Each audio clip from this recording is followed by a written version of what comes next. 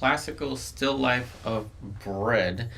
We are going to do a still life today, so go ahead and get your paints out or any art materials that you want to use to hang out with me today. This is just a cotton canvas. It is just primed with acrylic paint as usual. We are going to apply a tone onto the canvas first, and I like to use raw umber and black.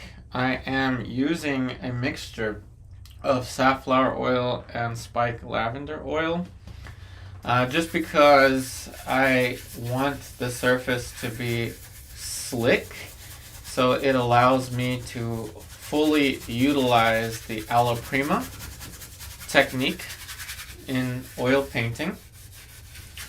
As you will see, the paint is not dripping all that much, so this is the consistency that I want. And as soon as I'm done covering this, I will begin to draw, potentially using this as the eraser brush. This is day number 4 of a new series of painting videos that is going to be uploaded quite consistently, almost every day. Of course, tomorrow's never a promise today, so I can't really tell you how often I'll be here, but I will say it's going to be quite a lot. We're going to do a lot of these paintings. It is a very fun challenge to be able to do these nearly daily paintings.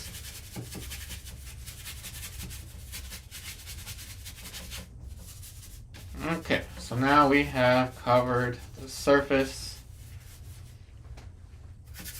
and we're ready to begin drawing our classical still life of bread.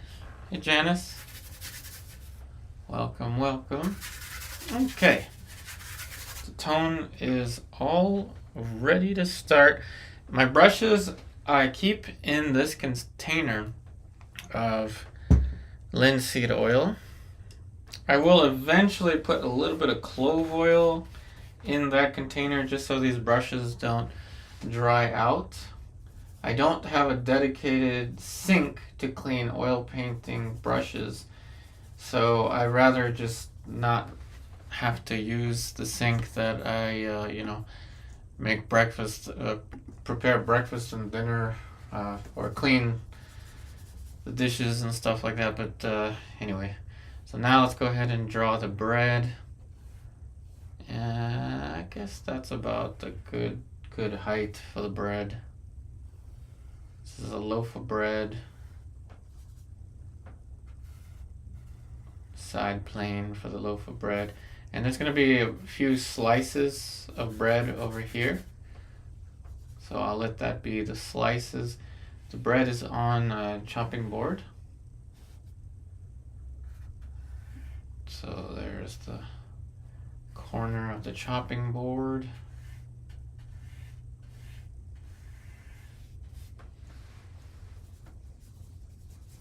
Raw umber and black is what I'm using.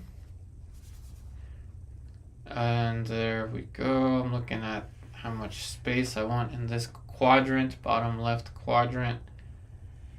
That seems to be pretty good. So the bread is on a chopping board. These are little slices of bread. I'm not sure how many I'm going to put in here yet, but that's just kind of a guesstimation. It's an educated wish. I will put that there. There's the edge of the slice of bread. Okay. Next, it can't be a still life of it can't be a classical still life of bread without other elements.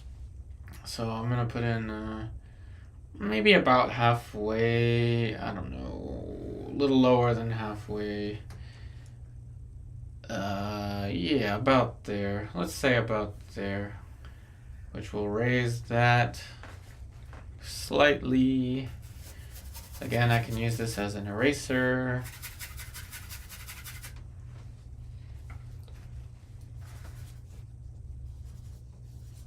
Okay, so here, now what am I gonna put here? We'll put, I don't know, a thing of salt, I guess. A little still life jar of salt. Simple little jar. And I don't know, next to it we'll put something of wheat, I guess, another jar with wheat. A nice little gap between them. About there. Guess the wheat will go up to about there. And we'll move the loaf of bread. It's kind of looking too big. I don't know. I'm gonna chop it slightly. Put it to the left. And we'll put a third object to the left here. Just a random container. There we go. So we have 1, 2, 3, a grouping of 3. And that's about good. Maybe I want to move this further to the left. And we'll have a little, I don't know, let's say a bowl with some spice over here. That's a bowl with some spice. Let's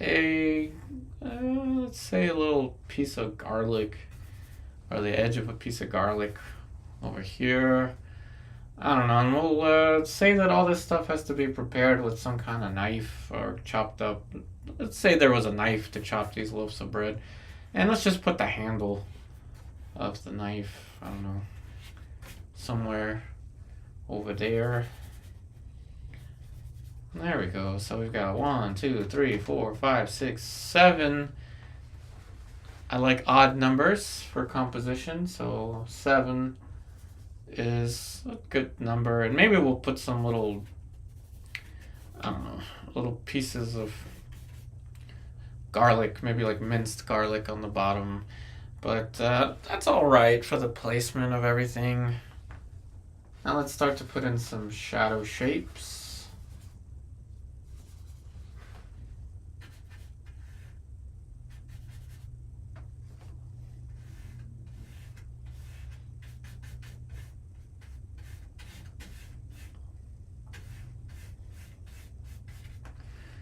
There's a shadow shape there. Shadow shape there. Light and shadow is really important for the composition. I don't know, let's say cast shadow here. Excuse me. And I don't know, let's say there's a shadow here. But this shadow is going to be darker, obviously, as it is a cast shadow. Hopefully you're getting used to the new routine. 1:30 p.m. DC time zone, pretty much close to every day. We'll be painting close to every day. I might take a Saturday or a Sunday and just upload a pre-recorded for you, but the schedule is pretty much every day. Hi, Silendra Gupta. Thank you. I'm glad you like the palette. Kind of funny you mentioned that. I just noticed my this is raw sienna is trying to run away. I paint every day, and I clean this palette every day. It's a wooden palette. New Wave. I still have to put the link in the description. I keep forgetting to do that. One of these days I'm going to remember. But I clean this every day. I take the paint off, put it on a piece of glass or plexiglass, and put that in the freezer. Shadow shape for this little thing. That gives me placement of the loaf of bread. So that's all good. Maybe there's a shadow shape for the bowl. cast shadow first. Something like that. And the shadow was already kind of automatically placed in there. Okay, so say that this little salt container of salt is half full because we try to be positive. Okay, no real shadow needed yet for this glass, but we'll put something there just to indicate that there's an object there. We will use the alla prima approach, so we will make this look like a classical Dutch master looking painting by the time we're done today. Or my name isn't Yupari, and it is. Alright. Let's put in something dark for the background. Black, raw umber. There should be enough medium on the canvas for the duration of the painting. I shouldn't need to add any more medium, though I may occasionally add some Neo McGillip medium, which is a gel-like medium. I don't think I will need it. And it won't be a classical Dutch-looking still master without that classical dark background utilizing chiaroscuro. I'm really thinking about Luis Melendez. That's a very common name these days, unfortunately, but look up Luis Melendez, Luiz. I think that's how you spell his name.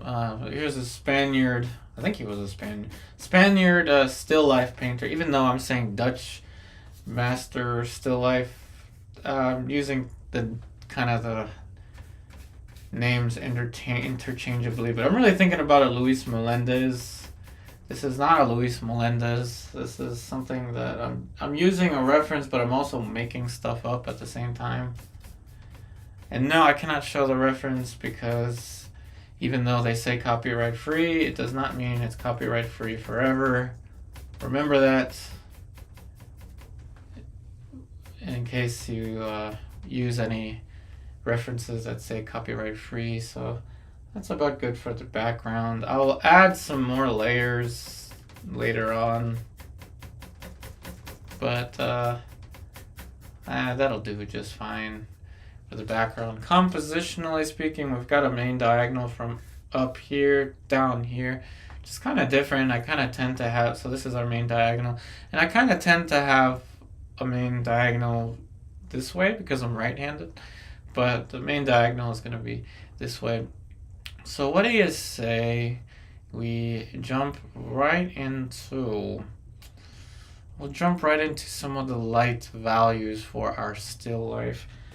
I'm going to get a different brush out of my linseed oil jar. And we're going to mix a color for the bread. Kind of yellow with some hints of orange, just to get something started here.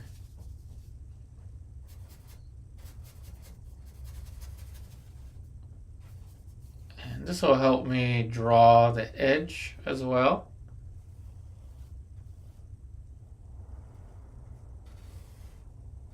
Leave some little dark shapes in between.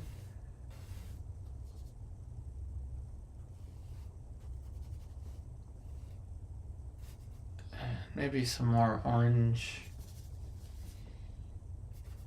Yeah, something like that.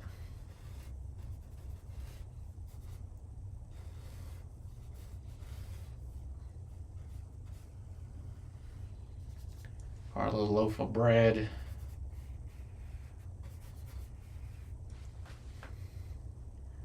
Same thing is gonna be used for the slices. And let's put 4 here, and then we'll have, this will be 5, so we like odd numbers. 1,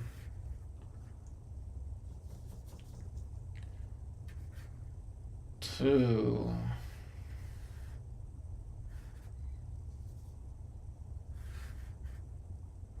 3, and 4. These are approximations, of course. Now let's add some color to the shadow, a little bit of alizarin.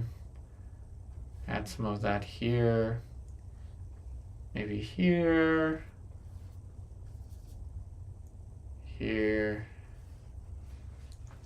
I don't want to do too much for the loaf of bread just yet. So we can get into all kinds of details with it, but we don't need to do that just yet. Keep your shape simple and easy such that when the time comes to make changes, those changes are simple and easy to manage.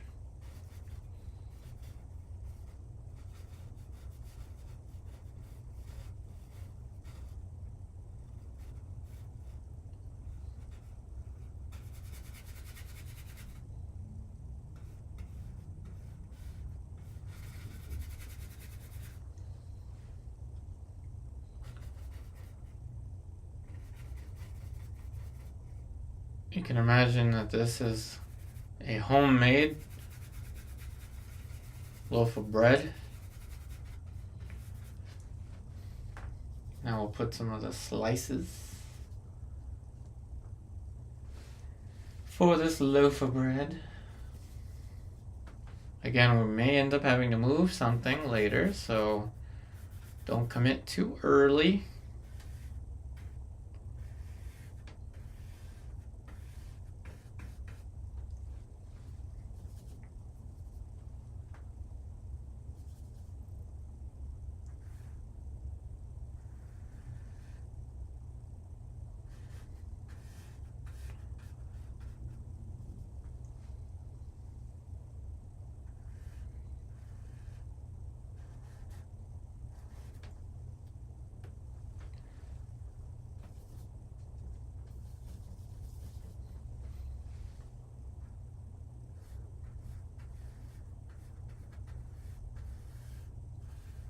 Little loaves of bread.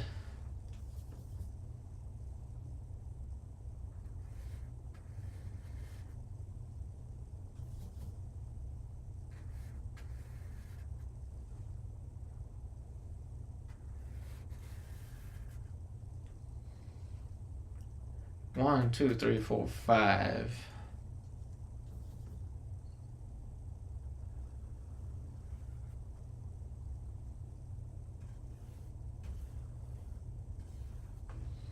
Okay, that's a decent little block in for that. Now we'll move to the still life object next to it. And let's just use what's already on the palette. I don't know, I guess I'll make it red. Kind of a brownish color. That should be good. Hey Libertas, I am painting a lot. Go ahead, get a canvas out or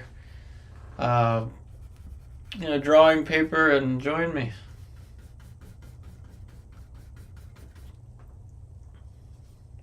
Let's add some raw umber. I feel like this is a little too thin. This needs some more paint, as we are using the alla prima approach.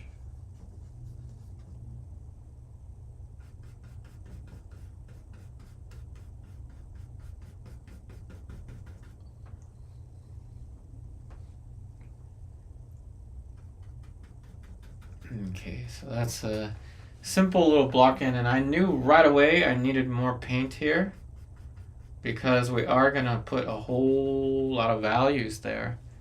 So it's important to have a lot of paint in there so that the values can flow.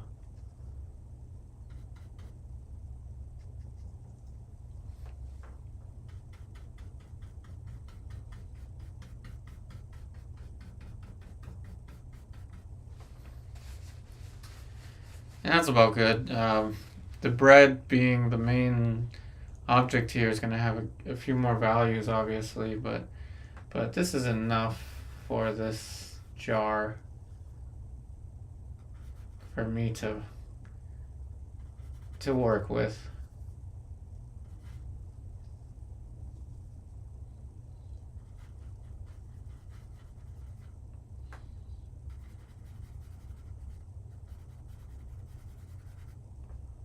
That's enough for that little jar. Yep, these are regular oil paints.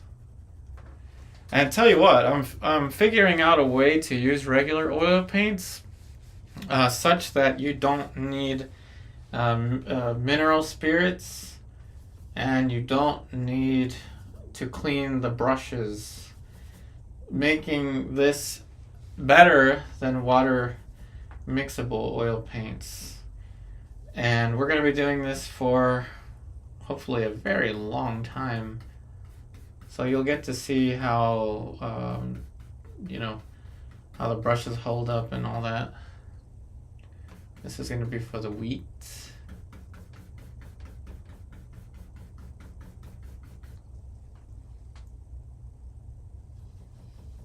And I want to use a pretty thick coat of raw umber for this. Yeah, this is a technique that I'm developing for this series of paintings so that I can use regular oil paints without having to clean the brushes in a sink. I'm also using this technique so I can create paintings nearly every day. I just started this week on YouTube with these paintings, so I don't expect there to be a lot of interest in these just yet. Though it would be nice if they would pick up already, but this is a fun little experiment. Okay, so there's the wheat, I guess we'll call it the undertone of the wheat. And we'll add some light now for that. Not before adding something for the glass. I'm going to need some of the dark undertones for the glass. Okay, yeah, you could just be careful with the I am not sure if baby oil is a drying oil. I don't know. But make sure that you use an oil that dries, a drying oil. I don't know if baby oil is a drying oil.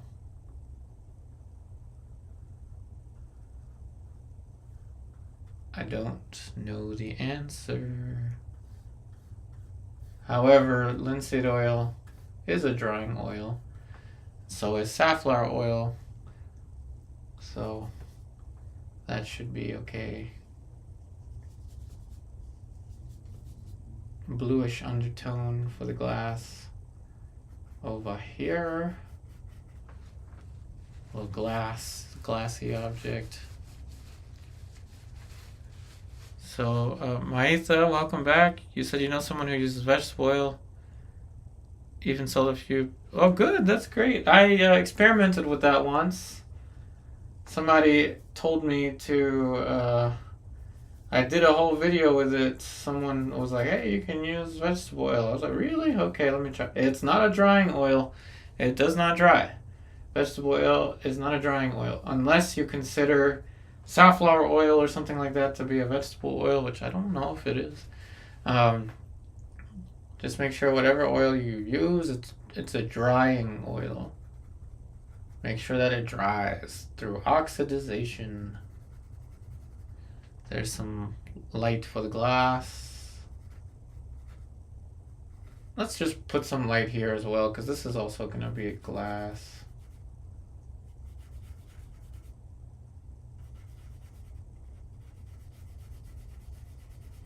And some light over here, why not? Because this is going to have some salt.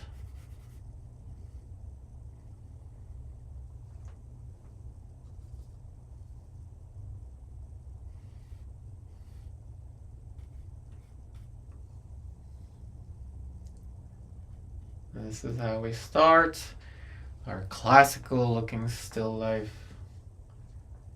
Really simple values. Oh, thank you for another super chat there, Maita. Thank you, thank you.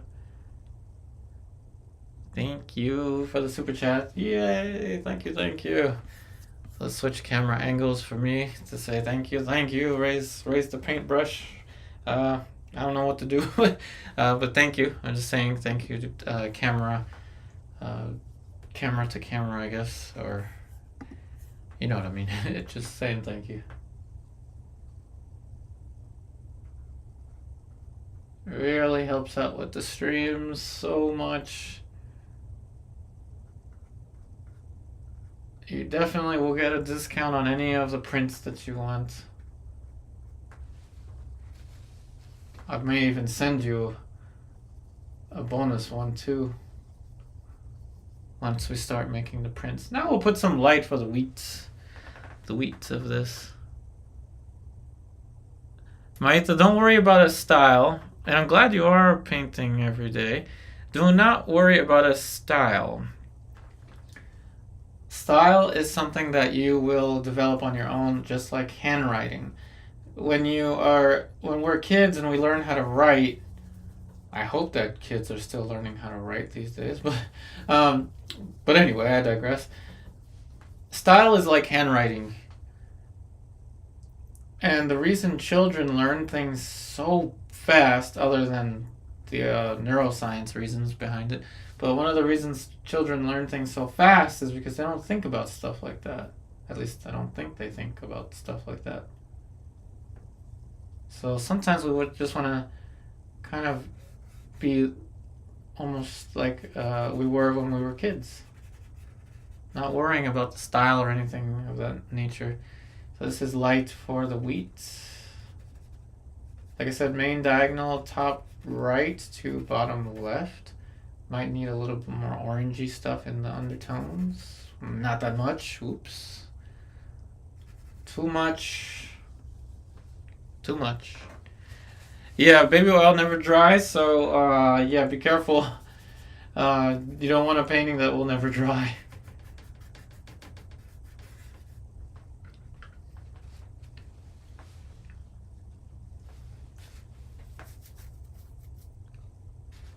Yeah, I'm sure. I think that would be good. But you know, I would suggest clove oil if you want something super slow drying.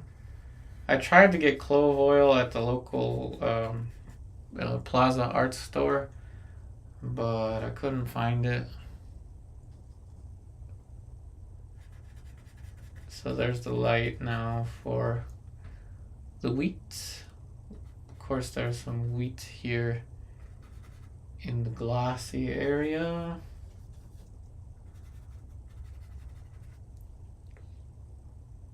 Not a lot is needed, of course.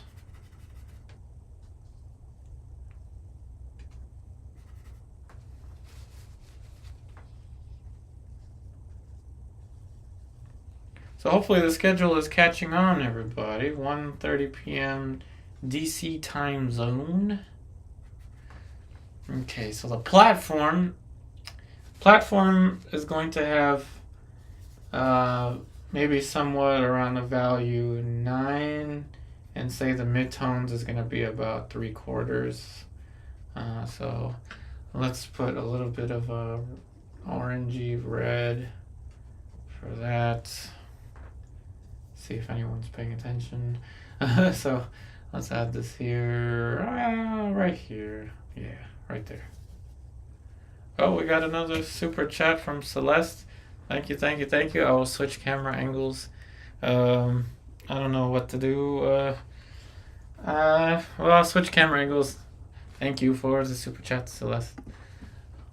Thank you, thank you. I'm so thankful for the super chats. Really helps keep us afloat. And believe me, it is a struggle.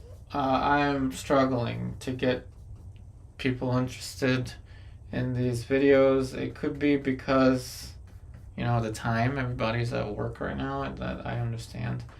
But yeah, that really does help with the stream. And I believe it does help significantly with the analytics. So yes, Celeste, you will also get a pretty good discount if not a free bonus print once we start printing these out. Now we'll start adding light to these little still life elements. Starting with that garlic clove, I think let's just put like a peel of the garlic clove there. Maita, you said you put the brushes in Vaseline after you clean them? Oh, thank you for another super chat, Maita. We are very fortunate here. Thank you, thank you. Thank you, thank you. Okay, I won't switch angles.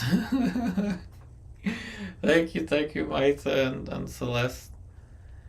It's 10 p.m. in Dubai. Oh, okay. Must be a little late.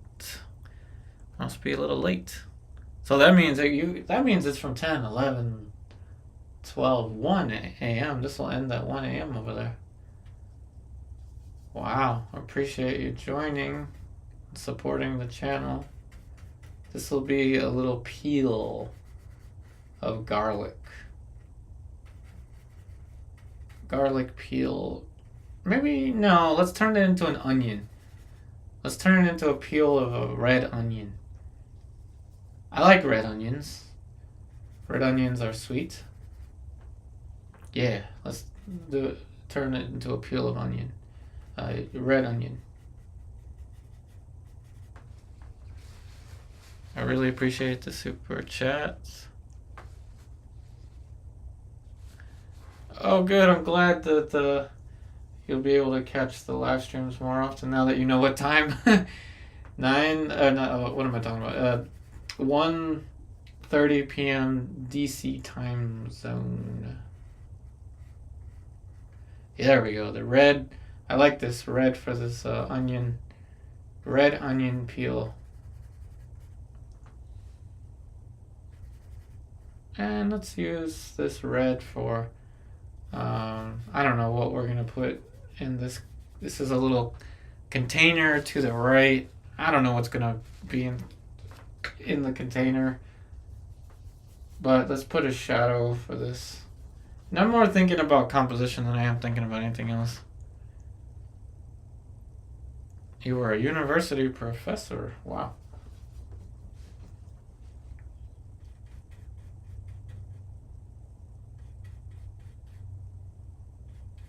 And right underneath of this shadow will be the handle of that little knife.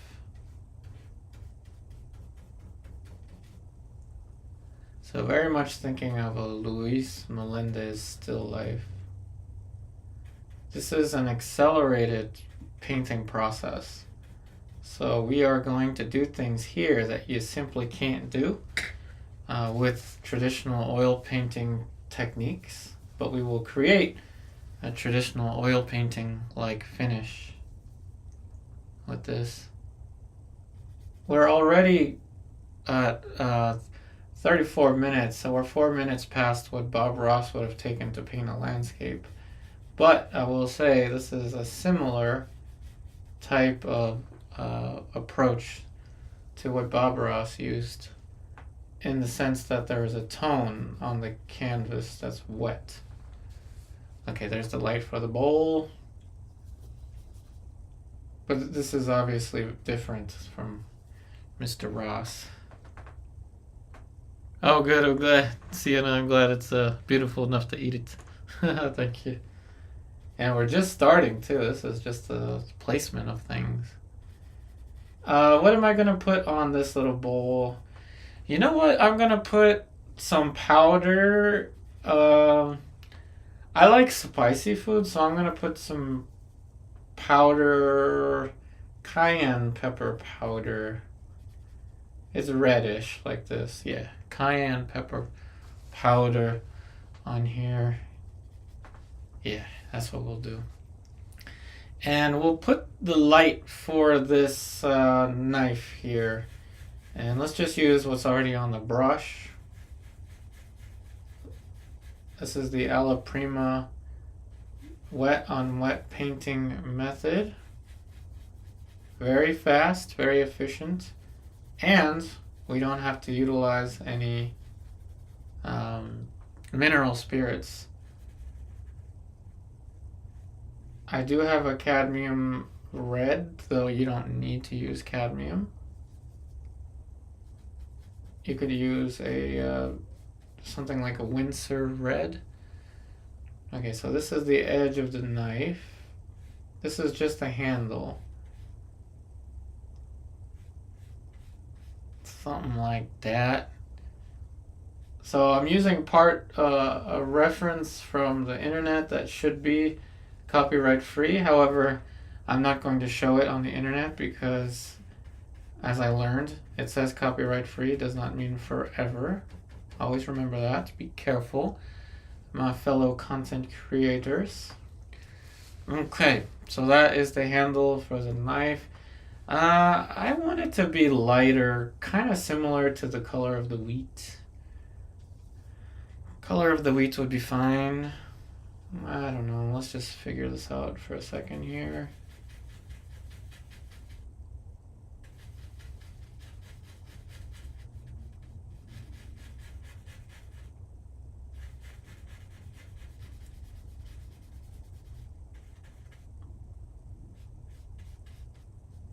Yeah, I guess that'll do for the handle. Let's put some highlights so that the handle looks shiny.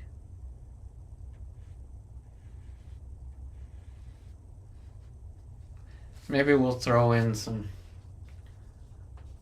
little details for the handle. I don't know. We're just messing around. Cast shadow. I should have changed brushes, but I didn't. Cast shadow.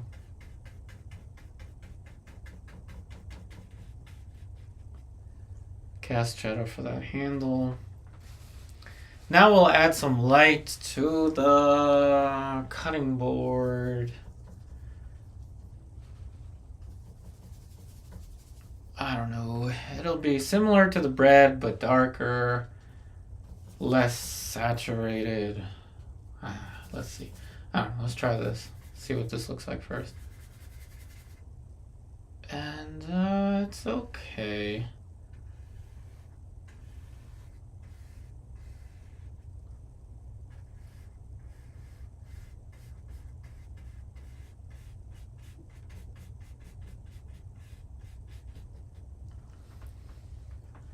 That'll do for the cutting board.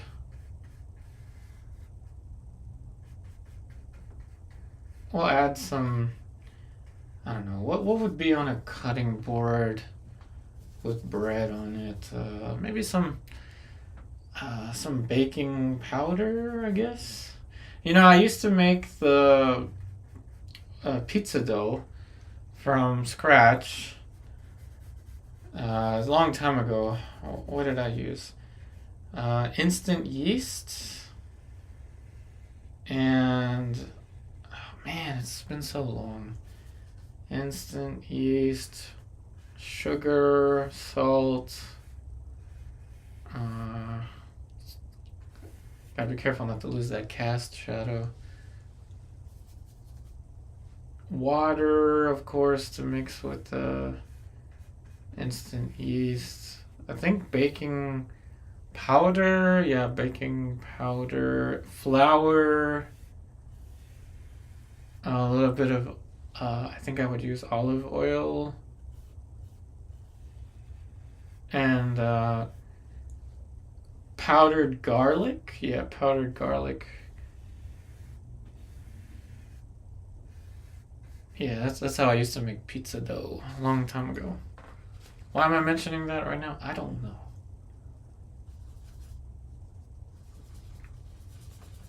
Cast shadow.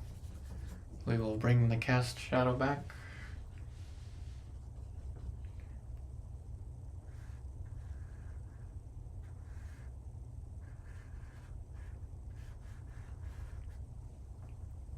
Anyone else here used to make their own pizza dough?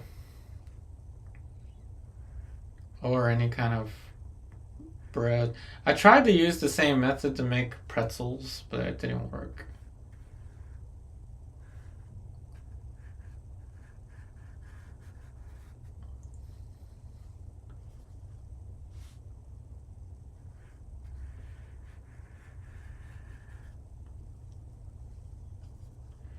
slices of bread.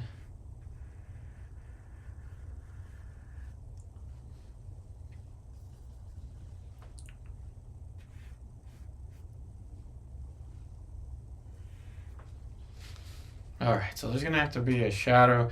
And in terms of perspective, let me see here. In terms of perspective, I think I want this to angle a little more like this. Yeah, something like that would be best.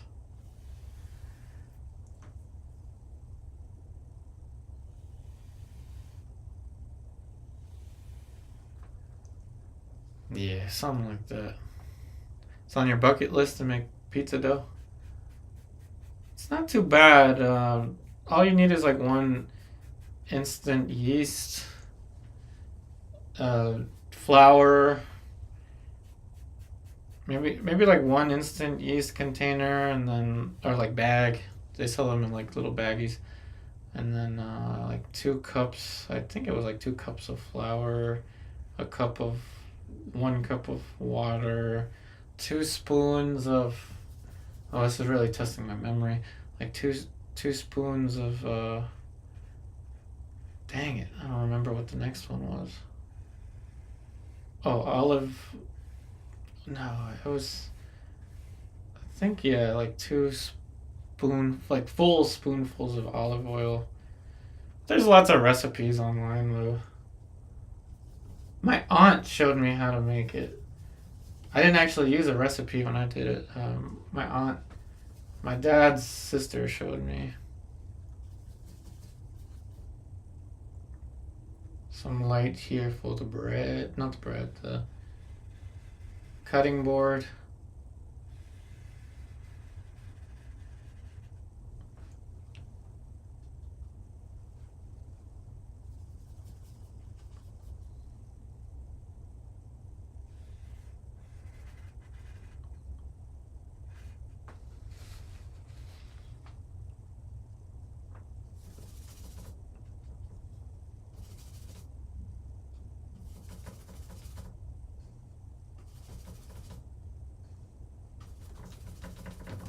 This is going to be a thick mixture of hopefully, well, I already messed it up, but it's supposed to be a little darker than that.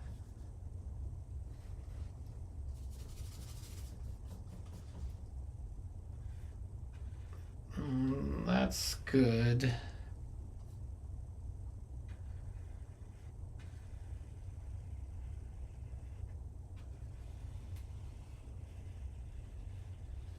A side plane of the cutting board. See how powerful this alla prima approach is. It's so simple to just create form. Shadow plane for that.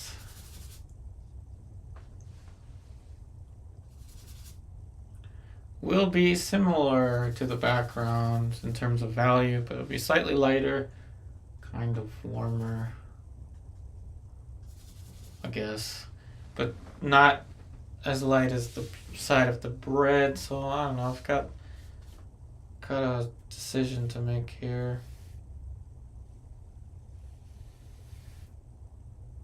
When in doubt, unify the shadows.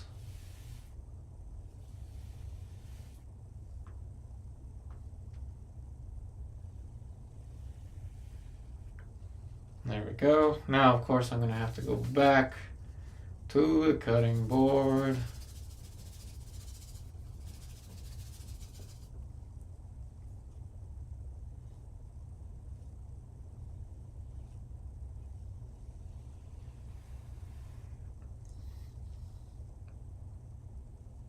I don't know why I feel compelled to share this, but before each stream, these days I've been to kind of collect my thoughts and be able to fully like focus and relax.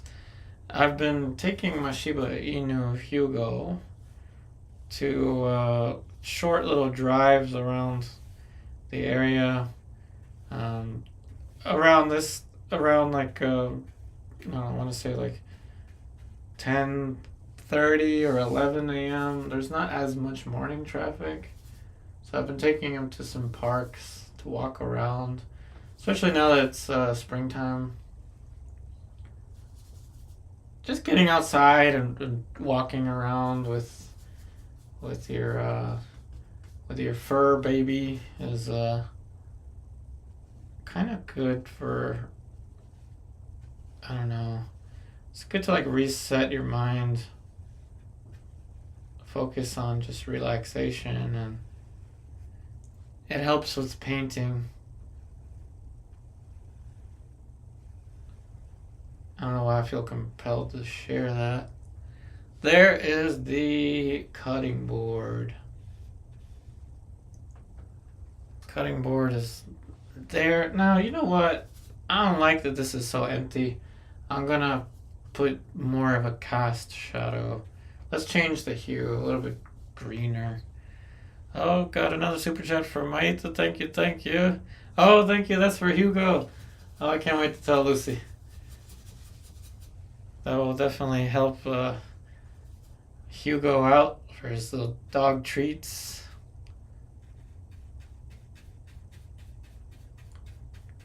Or his treats and our little walks.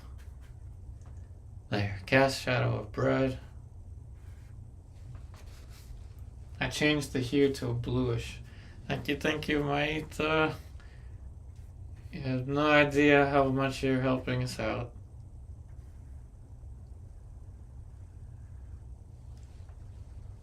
Especially Hugo. I look at him and I'm just like, man, that's a person in there. There's a person in there. Cast shadow.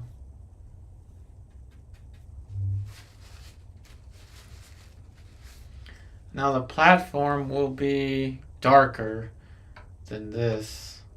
Slightly darker.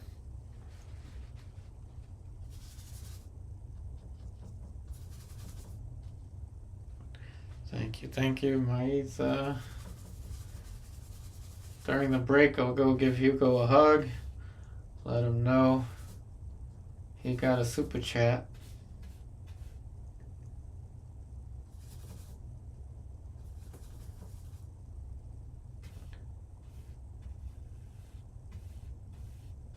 Especially now that I'm painting every day and you get to see the, see the process live. I will create some shorter videos using this footage later, but I really spend a lot of time with Hugo these days.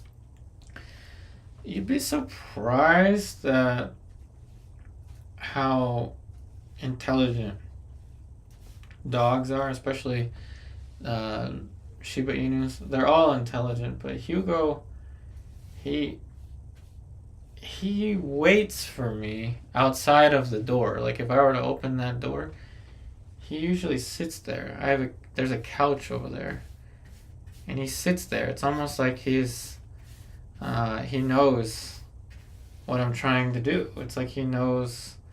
He's like, Papa's trying to, save his art career, and I'm gonna just kind of be there to support him. It's like he knows. It's kind of weird to explain.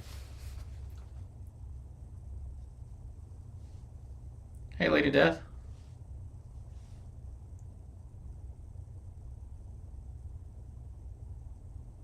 Oh, thanks, Maitha.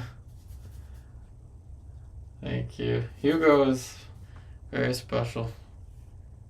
He was once the mascot of the billiard academy I used to go to. I still go to it, but not as much as I used to.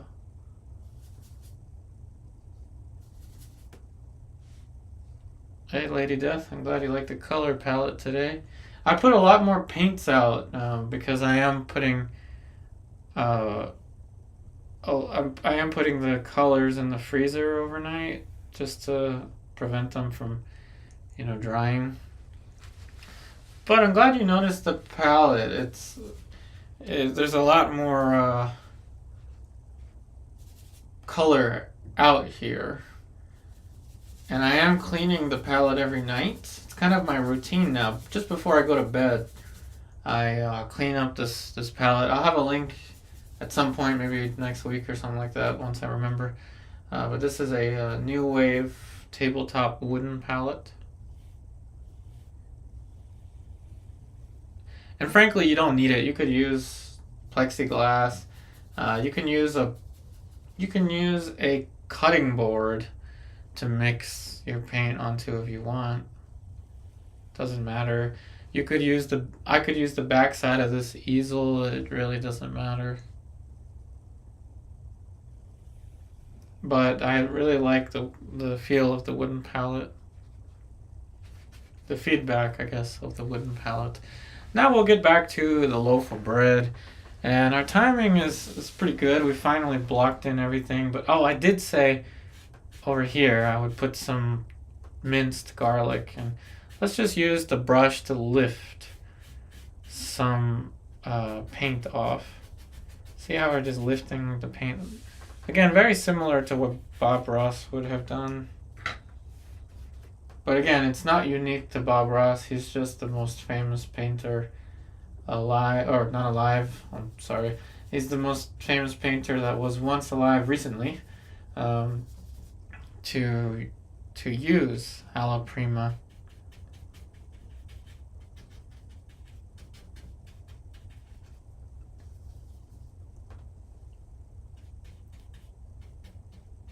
Though I should be very careful mentioning his name because I don't know if anybody's seen that Netflix documentary on him. It's kind of some scary stuff. And I'm in Northern Virginia. So his paintings and that crew of people that is talked about, and that documentary is in Northern Virginia. Gotta be careful. Then again, I'm kind of a nobody when it comes to the public eye. I'm a little bit of a somebody to, those of you that are here, and I'm thankful for that.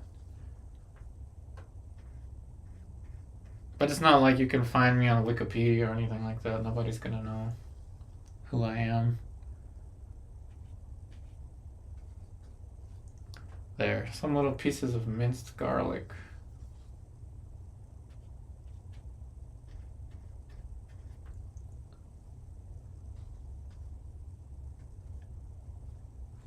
See how the alla prima technique is really useful for stuff like that.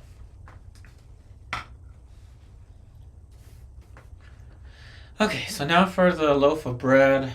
Cast shadow here will give me the darkest dark. The dark side. Oh, thanks, Celeste. I'm gonna keep pushing on, right? Like, I'm gonna keep pushing on with these streams, and I feel like the revolution in terms of paint handling in the past 2 days for me has been huge. It's been a game changer for me to use that tone, and that safflower oil spike lavender combination is pretty darn perfect for my purposes here with these paintings. You see, I can use a lot of paint, right? And it behaves exactly the way I want it to.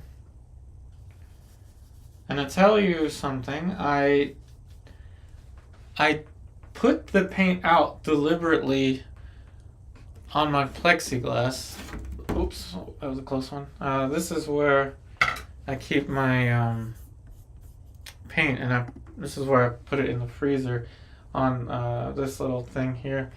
And this has dried paint on it, so I leave the paint on here for a certain amount of time, like I don't know, an hour before the stream, 2 hours before the stream, and the oil, the excess oil from the paint is kind of, you can see it's still glossy. It just kind of falls out into this plexiglass. This is all experimentation, right? I mean, nobody taught me how to do that. Quite frankly, paint handling to all my teachers was pretty much just put the paint out and paint with it.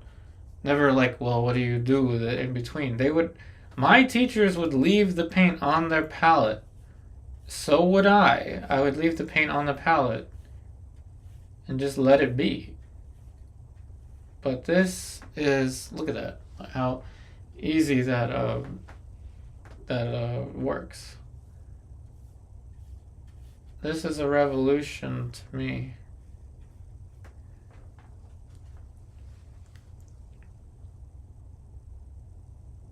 Hey, Aline. Oh, I'm glad you like the subject matter and the tone. Still life is a really nice opportunity to work on your paint handling. It's also very, I want to say, meditative, if that's even a word. You can meditate while doing still life because you don't have to worry about drawing all that much. Not to downplay still life. Still life is a fine art just like portraiture, but it's different. You don't have to worry about drawing as much. Who cares about the likeness of a loaf of bread? Who cares about if there's 5 or 4 pieces of bread versus 3? But if you paint a human and you put 7 eyes or something like that, it's gonna change things up a little bit. Now let's put some gradations. Here's where this method really excels in this kind of stuff. And look at that, how easy that creates a side plane. And of course it wouldn't be a loaf of bread without the side right here connecting to that. That creates that kind of loaf of bread looking thing. I share an interesting story about my dad. When I was a kid, I just like almost all kids, I really didn't like to eat the crust of the bread. Maybe you did as a kid, but I didn't. My dad would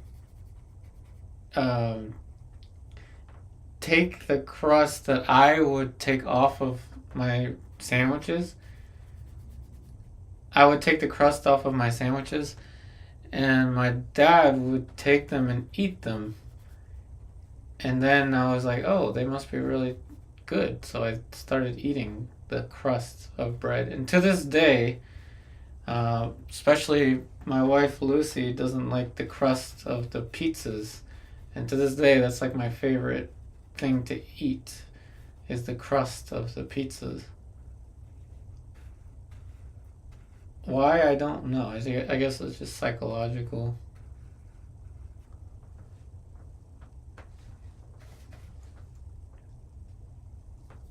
So yeah, that's what still life can do for you. Very meditative state of mind, relaxing. You're focused entirely on paint handling and form modeling.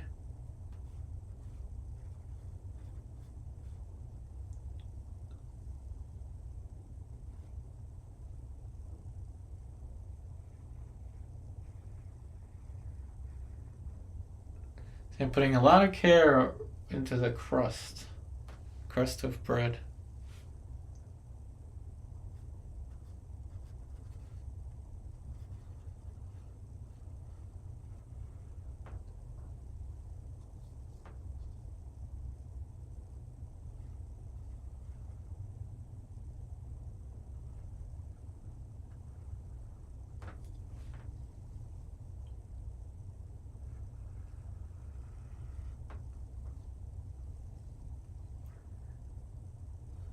Okay, so now just like I said, form modeling.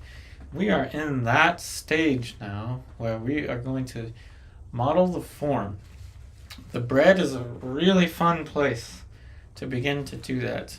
But before we get into form modeling, making the thing look super realistic, like a Dutch master still life or Spaniard master still life like Luis Melendez, what I'm going to do is take this opportunity to play a video for you where I show you how to create an oil painting in 5 to 7 minutes. That's right, you'll be able to create an oil painting in 5 to 7 minutes. And what I'm going to ask of you is, if you do decide to use that process to create an oil painting in 5 to 7 minutes, if you could be so kind as to hashtag Yupari artist on whichever social media you decide to post it from. So hey Finn Javel, welcome. Thanks for watching. Glad you're feeling hungry already. So I will do a demo, a quick 5 to 7 minute demo for you of an eye. And this is a pre-recorded video I'll play for you while I go ahead and take a break, as it has been an hour. So hopefully you'll enjoy this video. I will play other videos like this repeatedly for you in conjunction with these longer ones, so you can have a simple 5 to 7 minute painting exercise. So hopefully you will enjoy this one. What's going on, YouTube? Welcome to another break time quick 5 to 7 minute oil painting. This is just a gessoed piece of wood. It was gessoed with acrylic gesso, and now I have added a thin coat of raw umber and black using a mixture of safflower oil and spike lavender. Now we are going to use the alla prima technique to paint a 5 to 7 minute eye. We're going to start off with white. This is going to create a sphere for us.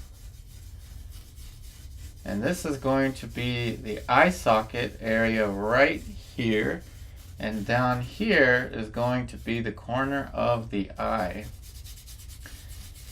And this is the edge of the eye socket, and now we have the entire shape for the eye socket. The tear duct will be about here. Next thing we will do is go and get the dark brush. This is going to be just black and raw umber right here. So this is going to be our tear duct. Black and raw umber. This is going to be the end of the eye, and this is going to be the iris. Very simple iris shape there. And now we're going to put in the bottom plane of the upper eyelid, lower eyelid, and the top of the lower eyelid. Very simple, iconic looking eyeball shape. Next, we are going to go in with the light back towards the top of the eye, and this will give us the eyebrow right above. Nice and easy. So there's a quick little eyebrow. The tear duct is going to pick up some light, and this creates the tear bag area. And you want to work with a decent amount of paint so that you can apply different value changes, as you're seeing there, just by modifying how much pressure you put on the brush. So this is the tear duct here. See how it gets lighter Less pressure will make this less light. And now we're going to have a little bit of light picking up on the top plane of the upper eyelid as it starts to curve around the back side of the eye there. We'll also pick up a little bit of light on the upper eyelid, and we'll also pick up a little bit of light on the top of the eye socket, which is going to create a nice gradation here. And these are just cheap pieces of wood that were gessoed with Liquitex acrylic gesso. They're cheap pieces of wood that are perfect for doing oil painting sketches such as this one. And less pressure is going to make this less bright as we work all the way towards the back side of the eye, finishing the first pass for this eye. Next thing we are going to do is add more light to the top, giving us close to our brightest light. And you can paint this in 5 to 7 minutes at home for practice. Simple practice. Now a little bit of light for the sclera. Remember, the sclera, the white of the eye, is not white, but rather some type of middle value. Now this painting is of course going to be in monochrome, meaning we're not going to add any values. But if you want to add, color, it's going to be in monochrome, which means we're not adding any color. But if you want to add color, you certainly can. But you see how much you can do without any need of color, and see how you can create this little gradation here with just white, black, and umber. And now we're going to add our darkest dark, which is going to be raw umber with a little bit of black for the pupil right there. And depending on the model, there may be some darker eyelashes, so we can add those eyelashes. The dark for the eyelashes here. And it all depends on the model. And we can adjust the eyebrows with the same brush, wet into wet. Depending on if the model has thick eyebrows, soft eyebrows, it's up to you. You can create whatever eyebrows you want. And what I want you to do is, if you can help me out and do this 5 to 7 minute study on Instagram, post it with a hashtag Yupari artist.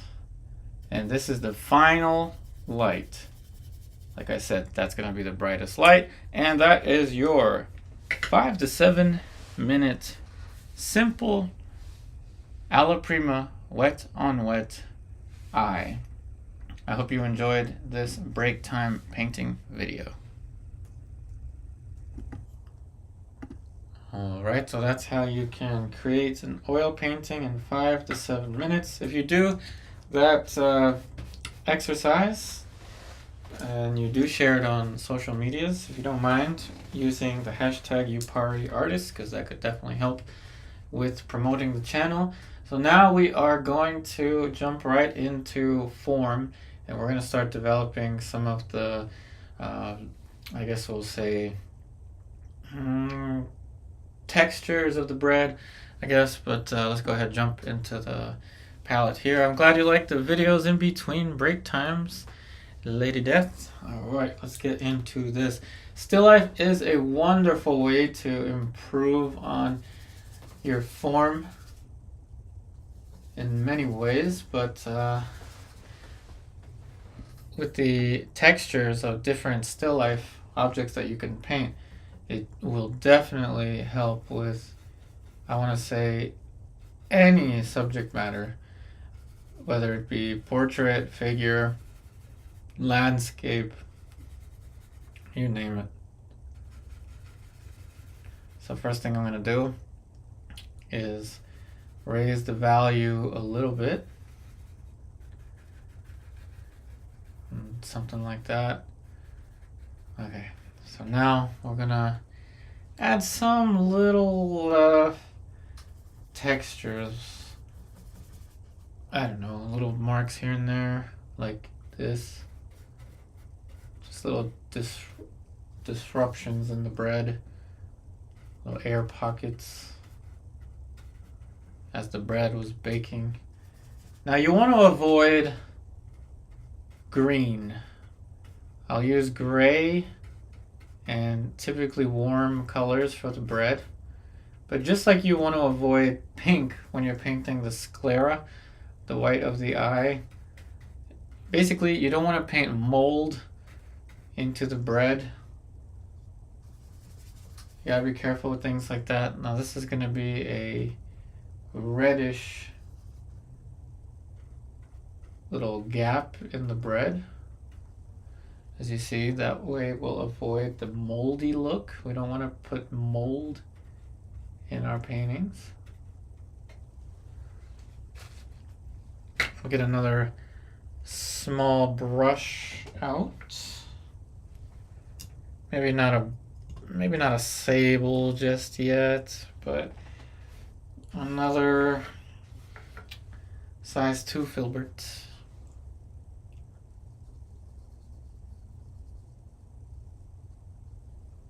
So just be mindful of those things when you're painting a still life.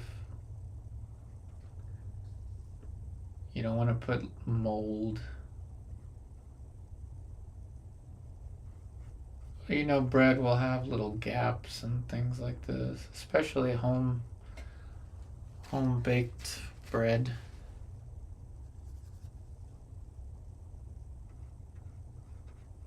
And this is a very classical Dutch master kind of touch. People from the 18th century, 17th century, they loved putting little bullet holes or whatever dents inside of their. It looks very impressive, especially when it looks like there's a real 3D hole in the canvas. I used to do this in, oh my goodness, so long ago, but in, I want to say in the 6th grade or the 7th grade, I remember the little, when we would write on the journal, the paper would have those 3 dots, you know, the lined paper with the 3 dots, and I would try to draw the dot, like the shadow or whatever of the dot next to the paper. When I was sitting in class, I should have been paying attention to whatever they were talking about in class, but there's a reason I'm not a lawyer or a doctor or some kind of engineer these days. So it's because when I was in class, I was just drawing texture to the bread. Glad you like the texture, Celeste.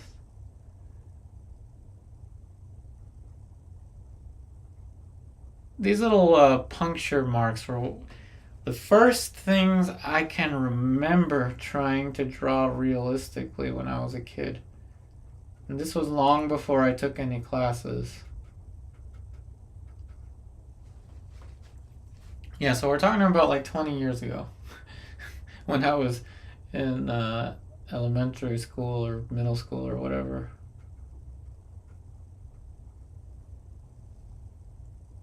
Long time ago.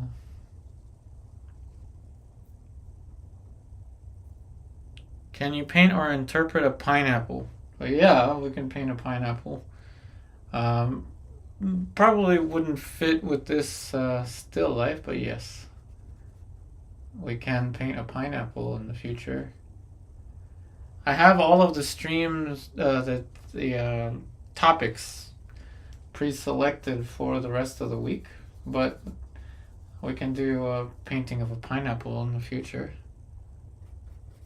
This alla prima approach kind of allows us to paint almost anything we want.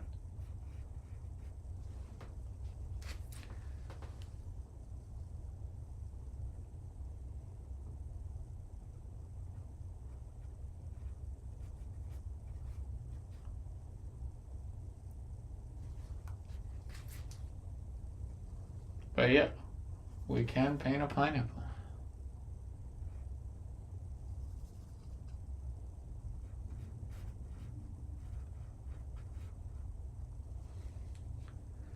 Again, focusing on the red as opposed to the green.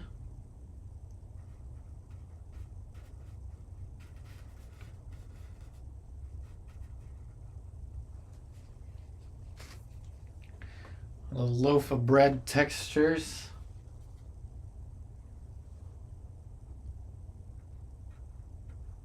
I'm glad to have you all here today. We've got much higher numbers than we had yesterday at this time. Appreciate you taking the time to join me.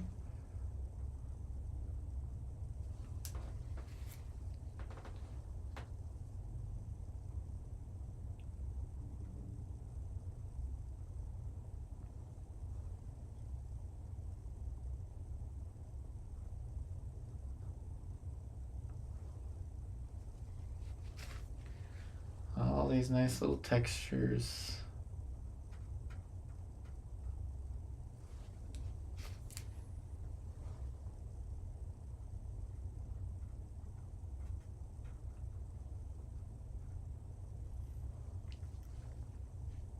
Even on the edge of the bread, we're gonna put some more light textures.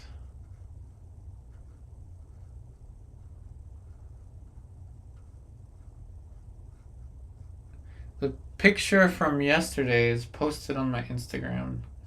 I remembered to post it prior to streaming.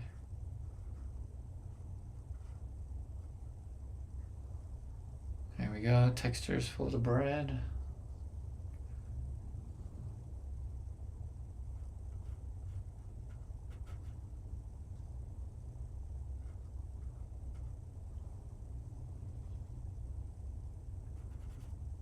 The secret is painting planes. As many planes as you can.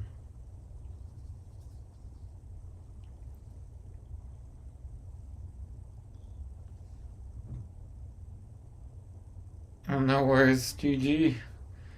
We're here nearly every day, so you're totally fine.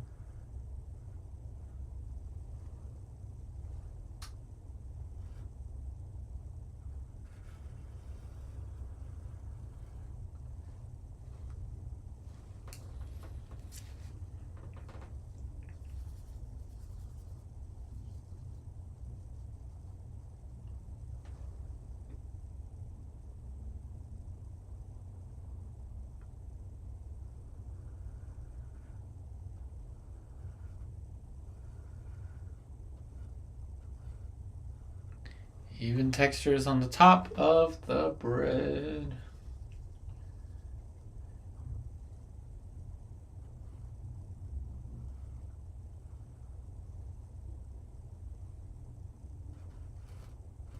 Pushing a little bit of chroma up there.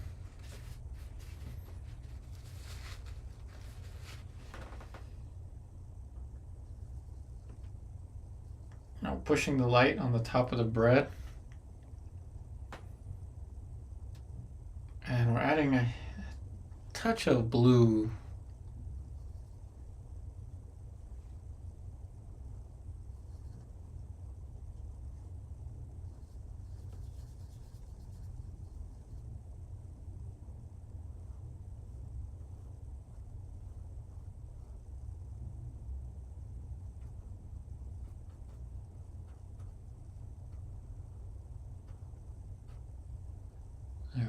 touch of blue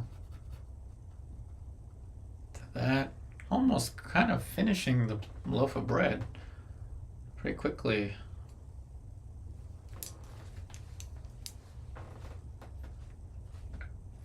Let's get the Silverbrush out now.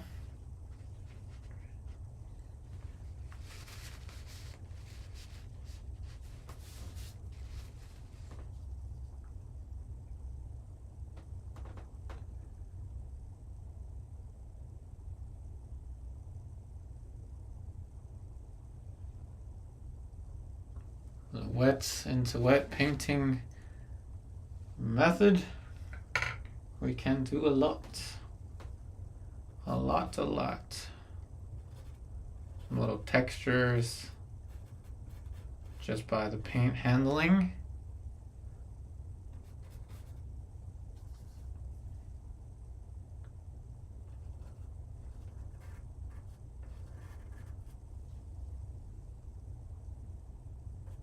I'll say there's some powdered sugar on the top of the bread. Powdered sugar is used a lot, isn't it, in cooking? Or I guess we can say baking, my bad. My bad. I meant baking.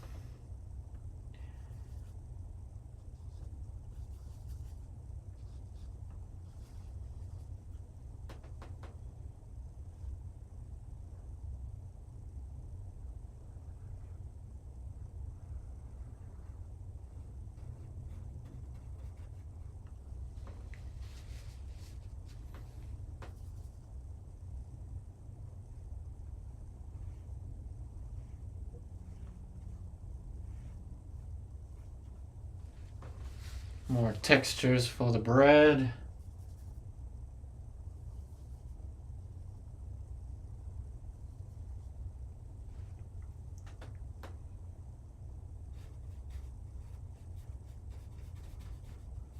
Your classical little loaf of bread.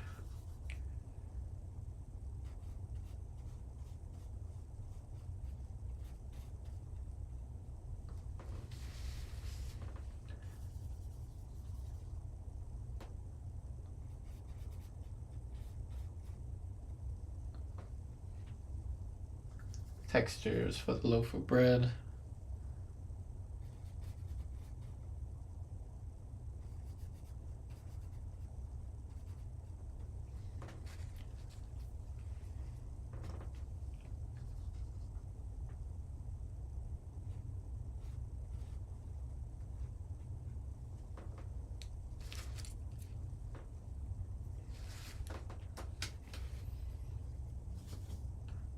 The bluish light, which we'll use for the powdered sugar.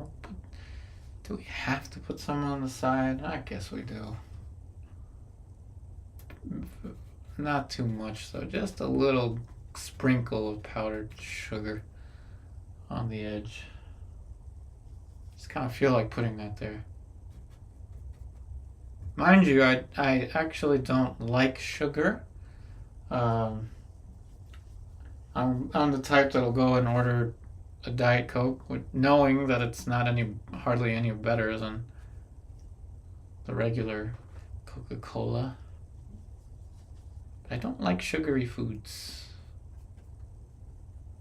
But it is part of this composition.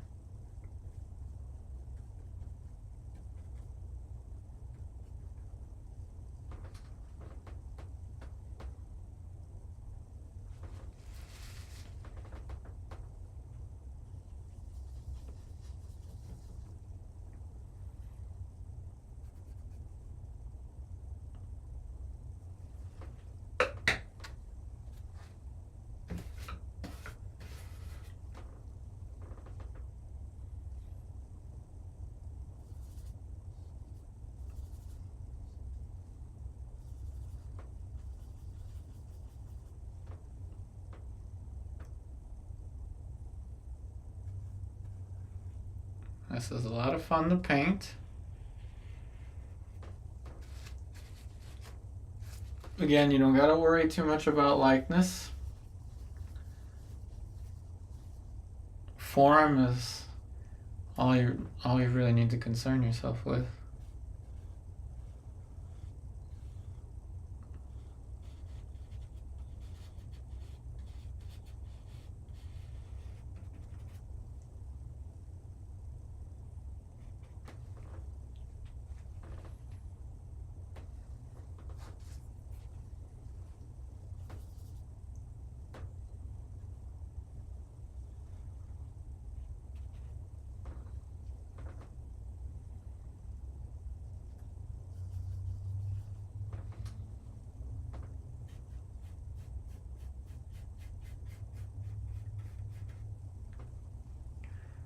Add some warmth to the form shadow of the bread.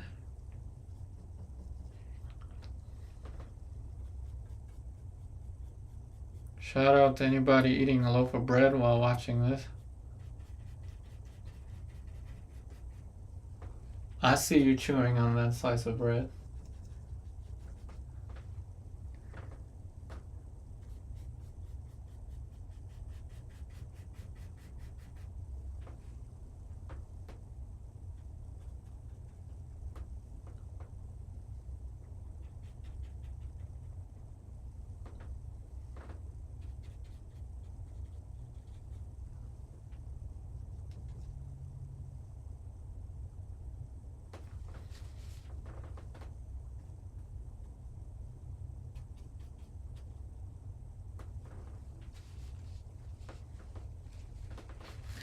Oh, okay. We can say this is gluten-free bread in case there's dietary concerns. This could be gluten-free, you know. It's possible.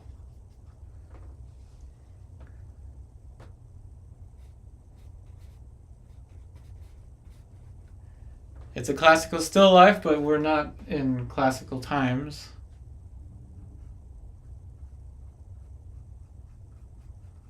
This could definitely be gluten-free.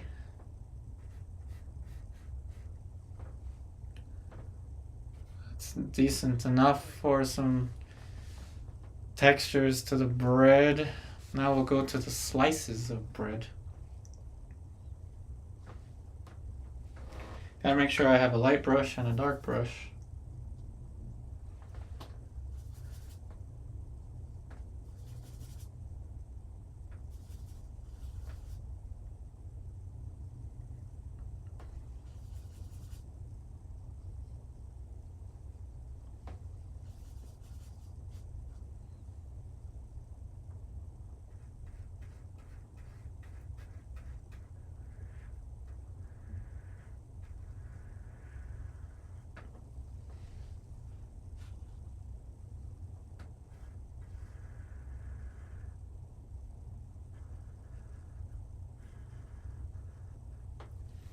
The top plane of the bread would be a little less, I want to say a little less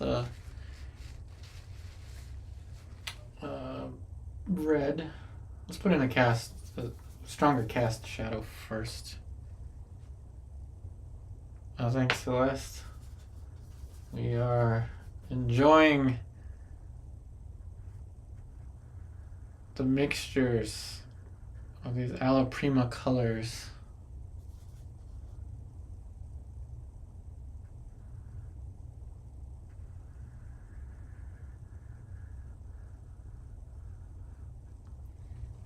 I will say the first two streams of this series were kind of tough for me, because I had been away for, a while, and now I feel a little more confident with this approach. I can imagine it'll get better, I hope, in time. I do want to keep this schedule for a very long time, like the rest of my life. I want to be able to, to create a video series documenting all of my painting that I'll be marketing. This is my dream, to be able to just wake up and do this every day. That dream is under threat currently with, I guess, YouTube and stuff. So I'm going to be selling a lot more print and stuff with this series. Of course, I'm breaking away from the usual portrait painting tutorial, live stream of a paint. There we go. Now we have that side plane of the bread. Taking a risk.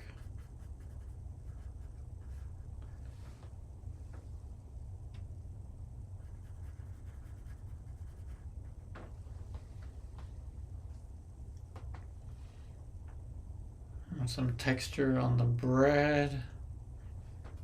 That slice of bread.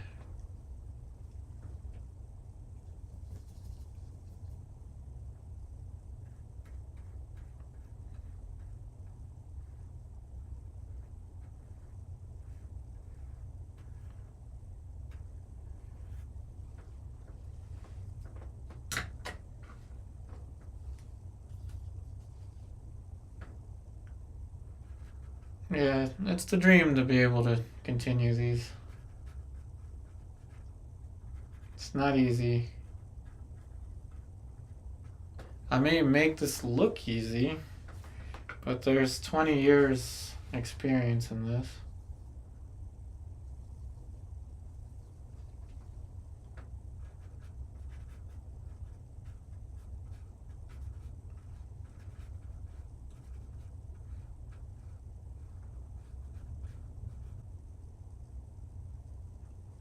Okay, so I lost what?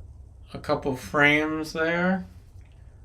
Our first little internet issue, which is kind of predicted. I mean, at 3 o'clock my time, that's typically when kids get off of school.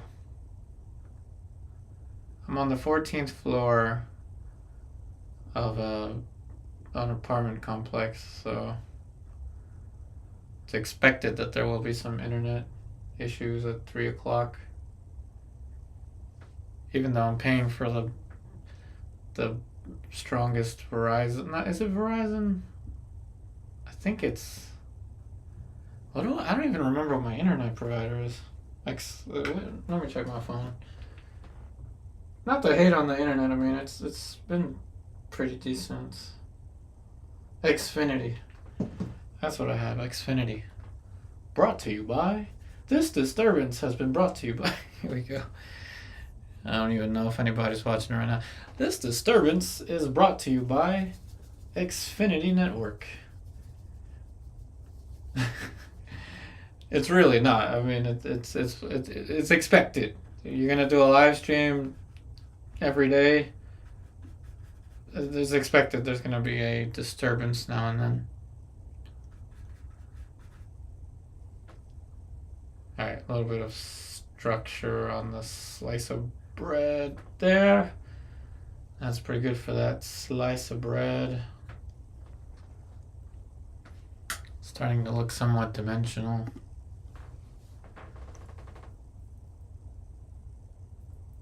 Hey, William, welcome.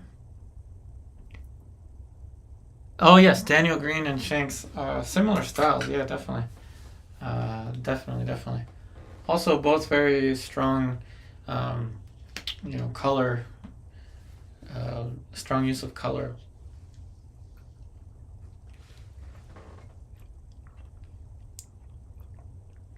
Oh, good. I'm glad it was better than my old place. I think so too. Oh, I'm glad you painted as well, Janice. I think we're at the halfway point now. Something like that. Something like that with this painting. I'll leave these 2 loaves of bread on their own. I think we can now move into some of the form for the surrounding still life objects.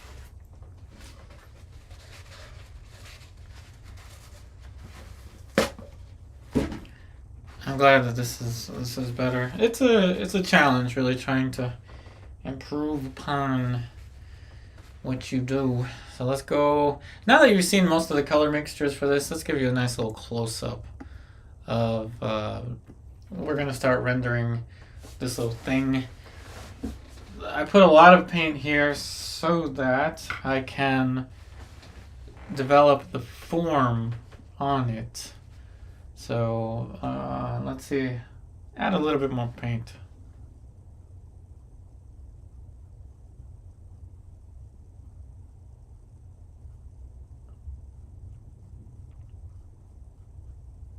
I agree. I think this is better than at my old place.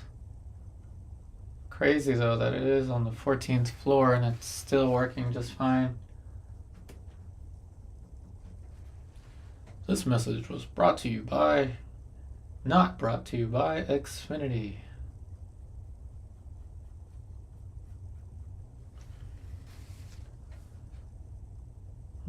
rendering here. I'm gonna have to switch to a sable because that is starting to lift some paint. Try again.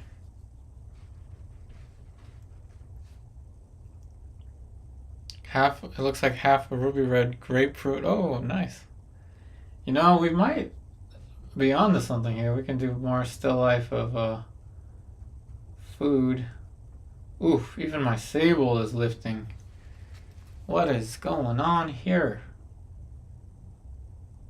Even my sable is lifting a little bit. Should we I'm not really doing much watercolor anymore. Should we sacrifice a watercolor brush? Probably not. Probably not. I am going to have to get a fan brush at some point later, but I'll just leave that as it is. We're here to render the form.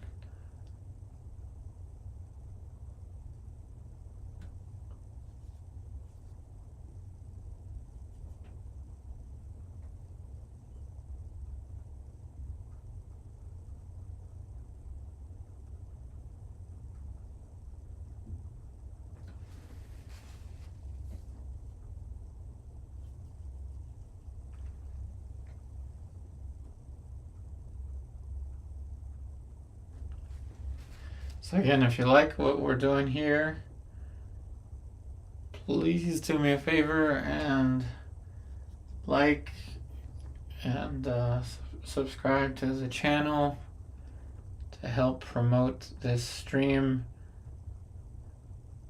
Help me survive on YouTube.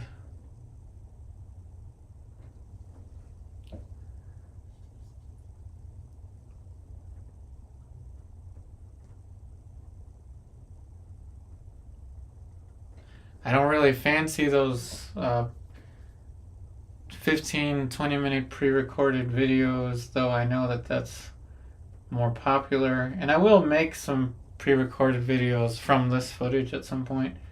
And I will upload pre-recorded videos whenever I need to take a break for a day, like on a Saturday or a Sunday. But I want to be able to turn this into a thing.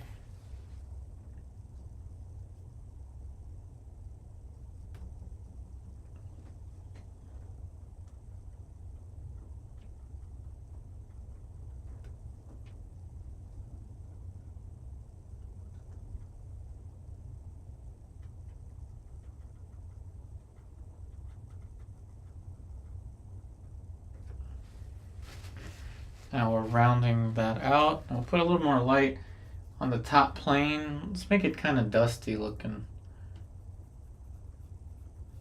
Not very enticing to call it dusty, but let's just call it a bluish reflection. Just kind of feel like putting a blue there. Sometimes that's how color works. You just feel like something needs to be a certain color and you just paint it that way. Sometimes that's how it works.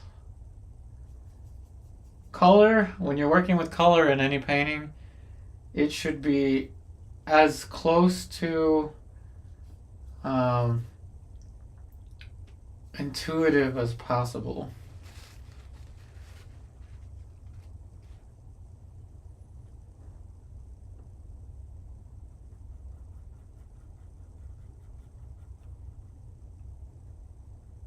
I just kind of feel like that should be bluish.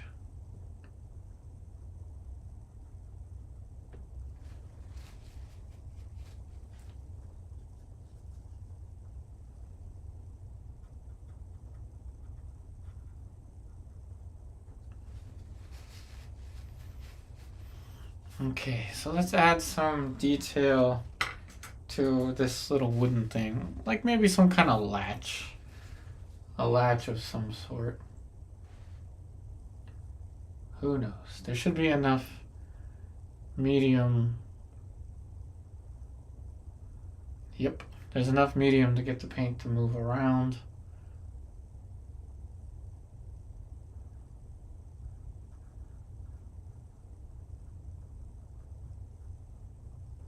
Let's add some little latch on there. Same brush.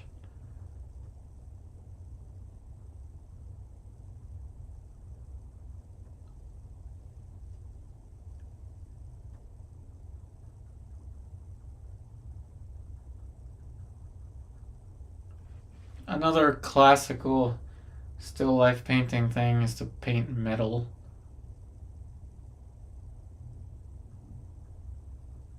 Metal is quite reflective.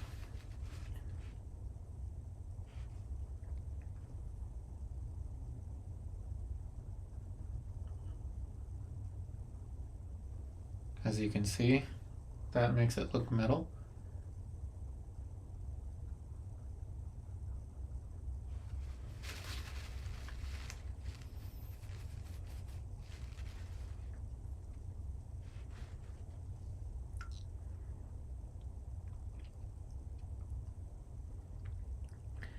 Sometimes you don't have all your colors. You just go for it. Some of my drawings are very colorful. That's good. That's a good way to put it. Just go for it. That's a good way to go about it. Just go for it.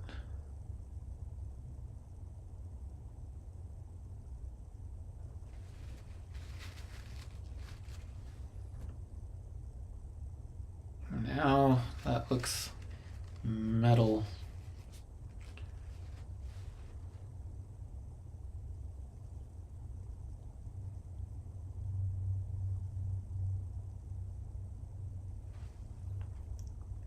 Thanks, Celeste. Another latch. Part of the latching mechanism. There. Let's add some yellowish, yellow-orangey touches to this. Little latch.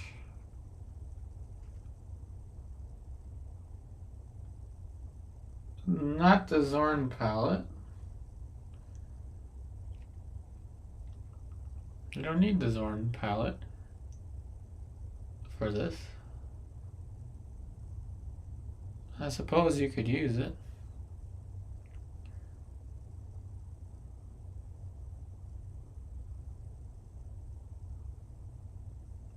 This little latch here.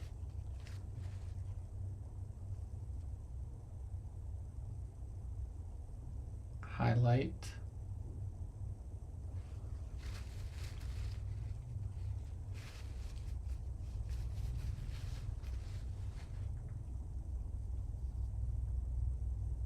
There's enough oil on the surface that we don't have to add anything.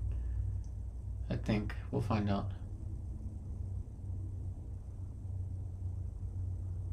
Okay. Happy little latch, and it needs a friend. A sweet pound cake. Is that what it is? I don't even know what it is. I used the reference when I made some stuff up. A copyright-free reference where I also added my own little things to it.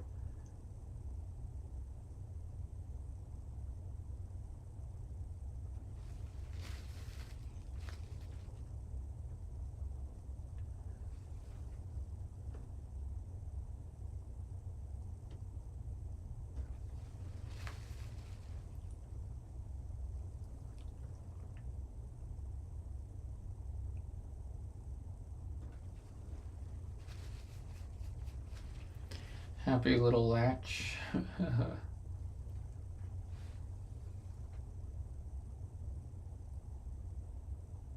Oh, you said you don't have anything with Zorn palette colors for portraits. Oh. Well, that's a good palette to begin with for portrait.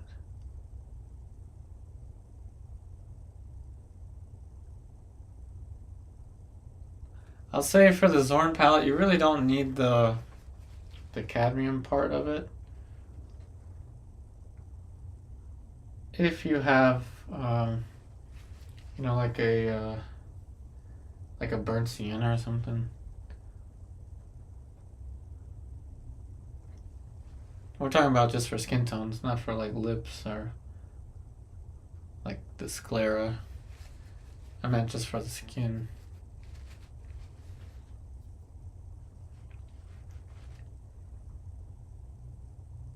Oh, good. I'm glad it's making you hungry. That means it's starting to look real.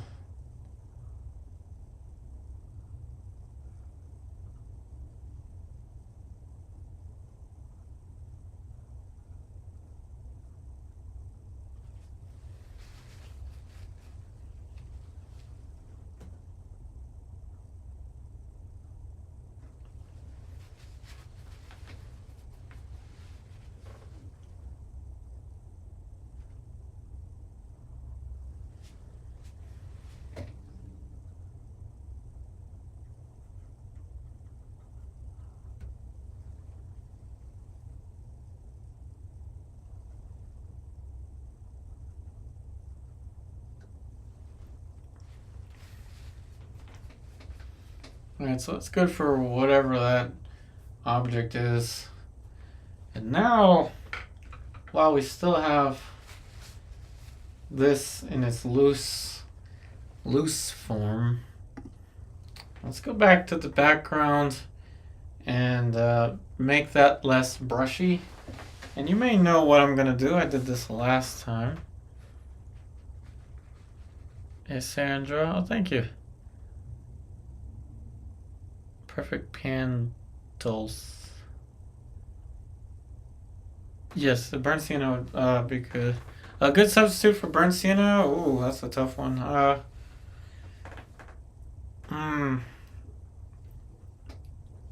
don't know. I think Venetian red, or you can get just any kind of umber, like a raw umber, and add some red, like to it. But that would necessitate some red.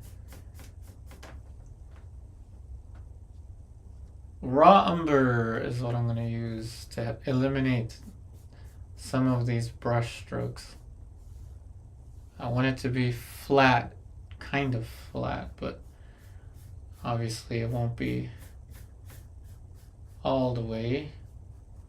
Just some brush strokes I want to get rid of, like this one.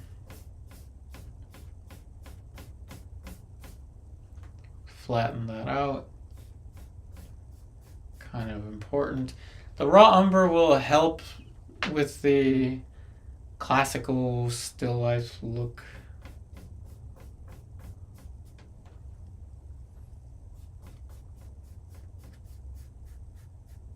It's like putting classic rims on an old car, like a 1960 something Mustang.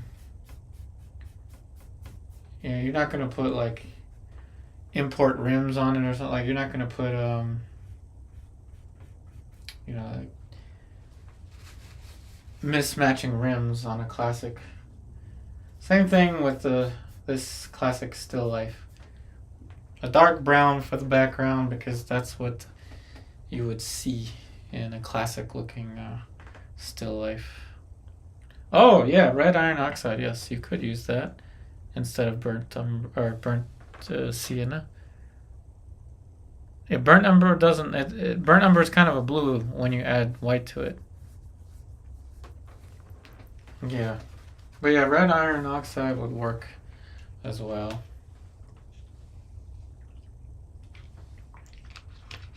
Okay, now let's go to the wheat.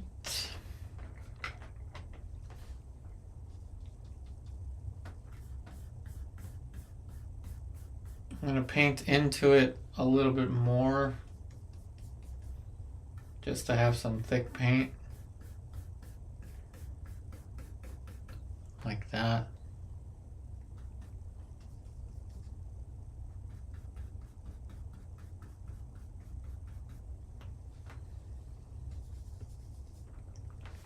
Still life is always fun, especially if you've done a really difficult portrait or figure that like literally the day before.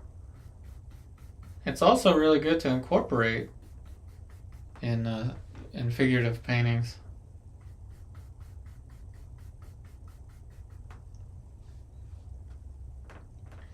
The dark part for the bottom of the glass.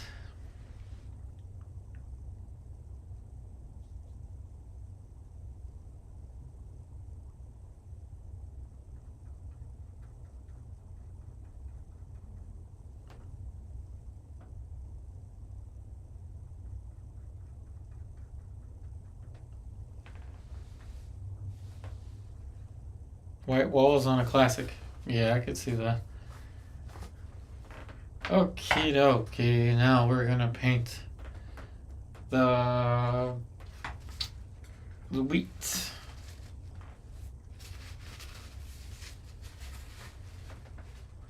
Details stuff.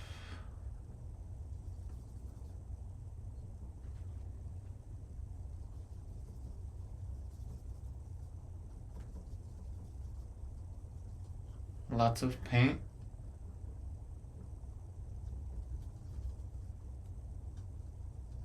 Middle value first. So I want to darken it a little bit.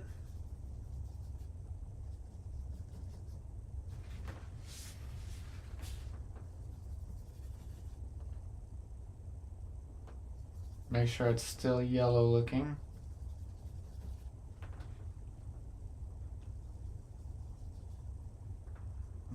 You see how much paint is on there?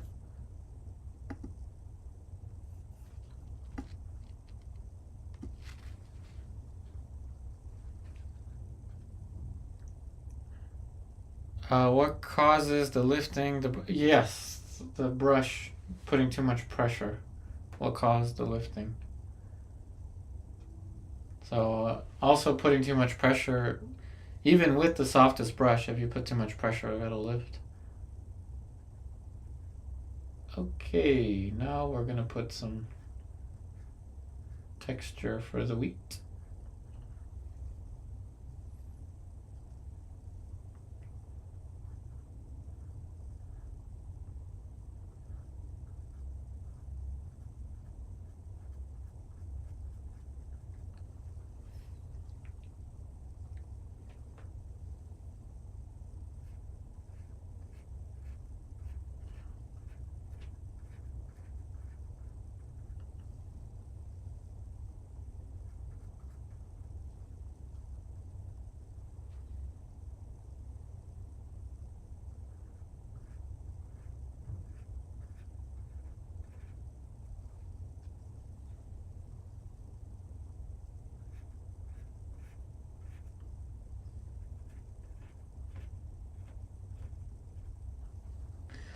A little pressure there for the wheat.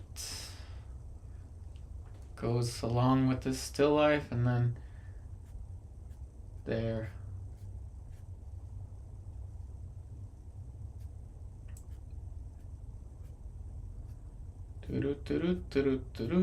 Just lift that.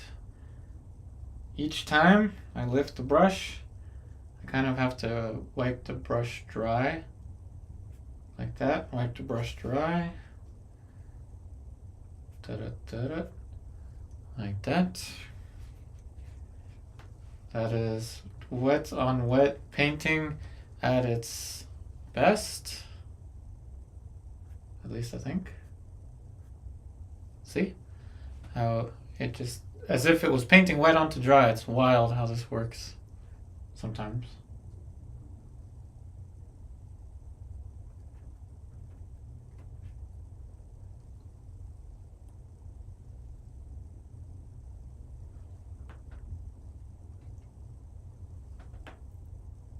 Hey Jonas, welcome, welcome.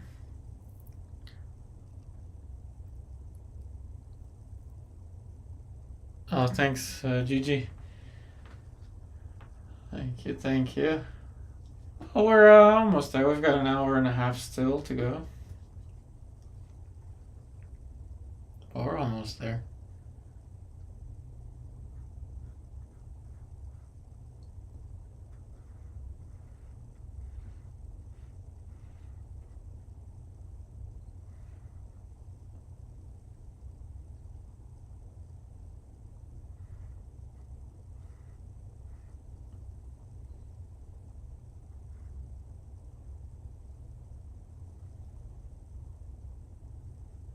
You see how those lights help with the glass. Now we're going to go and add the lights on the wheat.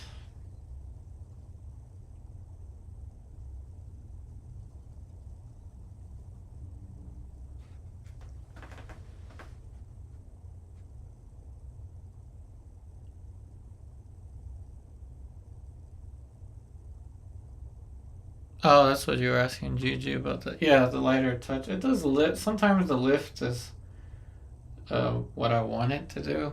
So for example, I'm going to add some more of the safflower oil, lavender, spike lavender, safflower oil mix. So you can see that this is kind of thin. So this should stick a little better.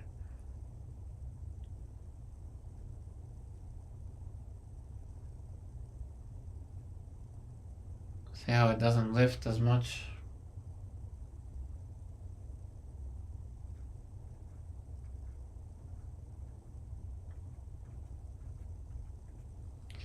That's, don't want to put the highlights everywhere though, but that's the power of the wet on wet technique. It looks like you're painting wet onto dry. See that?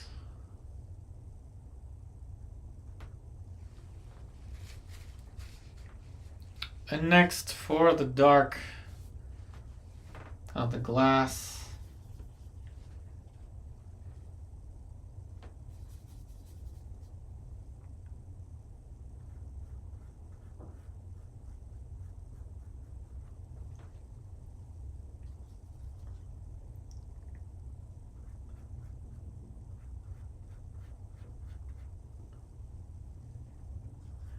that's for the dark of the glass.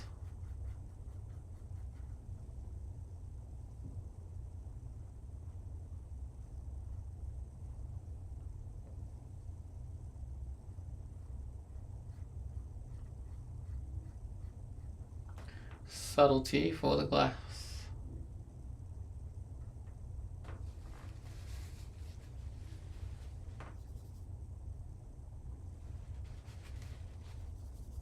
Appreciate all the likes, everybody. Again, thank you for the super chats as well. So we're just about going to be at the 2-hour mark. So I will play, in case anyone missed that, how to paint an eye in 5 to 7 minutes video. I will play it for you once again.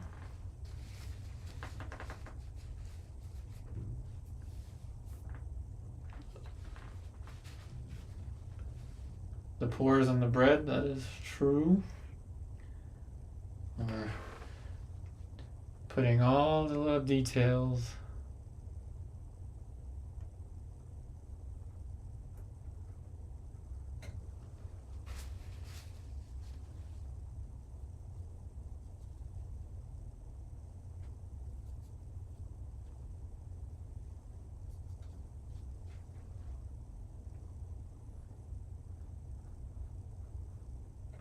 Even though it's done relatively quickly, there's a lot of years of painting experience that goes into this. It's the difference between a show like Bob Ross's show and a show like this one is, trying to show you what's possible. Bob Ross was painting to show you what you could do, and I'm going to show you what's possible with time. Now, I don't expect anyone to just pick up a brush and be able to do this, but if you do, I would definitely love to see it. I expect everyone to be able to to learn something from this, including myself. I'm always learning something. My entire YouTube career has taught me so much about painting.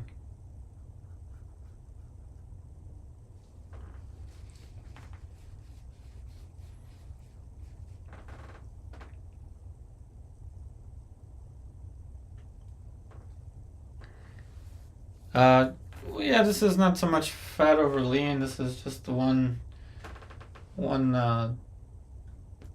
consistency.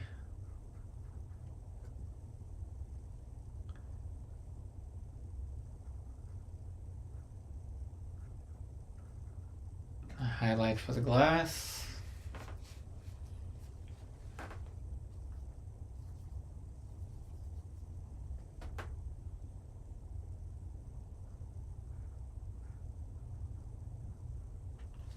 Okay, so that's a good place to take a break.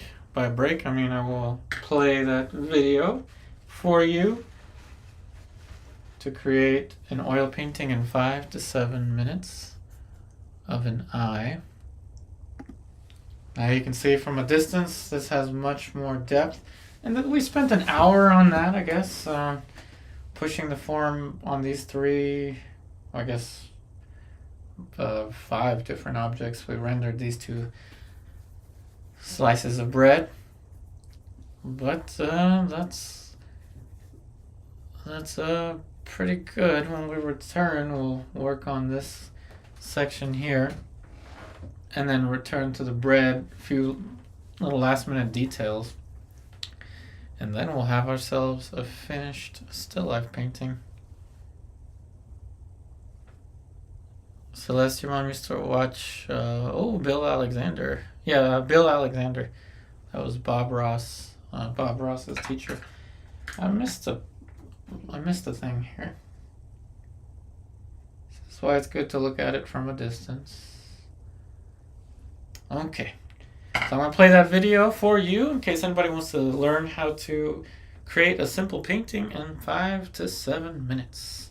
Hopefully you'll enjoy that short video, and we will be right back. What's going on, YouTube? Welcome to another break time quick 5 to 7 minute oil painting. This is just a gessoed piece of wood. It was gessoed with acrylic gesso, and now I have added a thin coat of raw umber and black using a mixture of safflower oil and spike lavender. Now we are going to use the Alla Prima technique to paint a 5 to 7 minute eye. We're going to start off with white. This is going to create a sphere for us. And this is going to be the eye socket area right here. And down here is going to be the corner of the eye.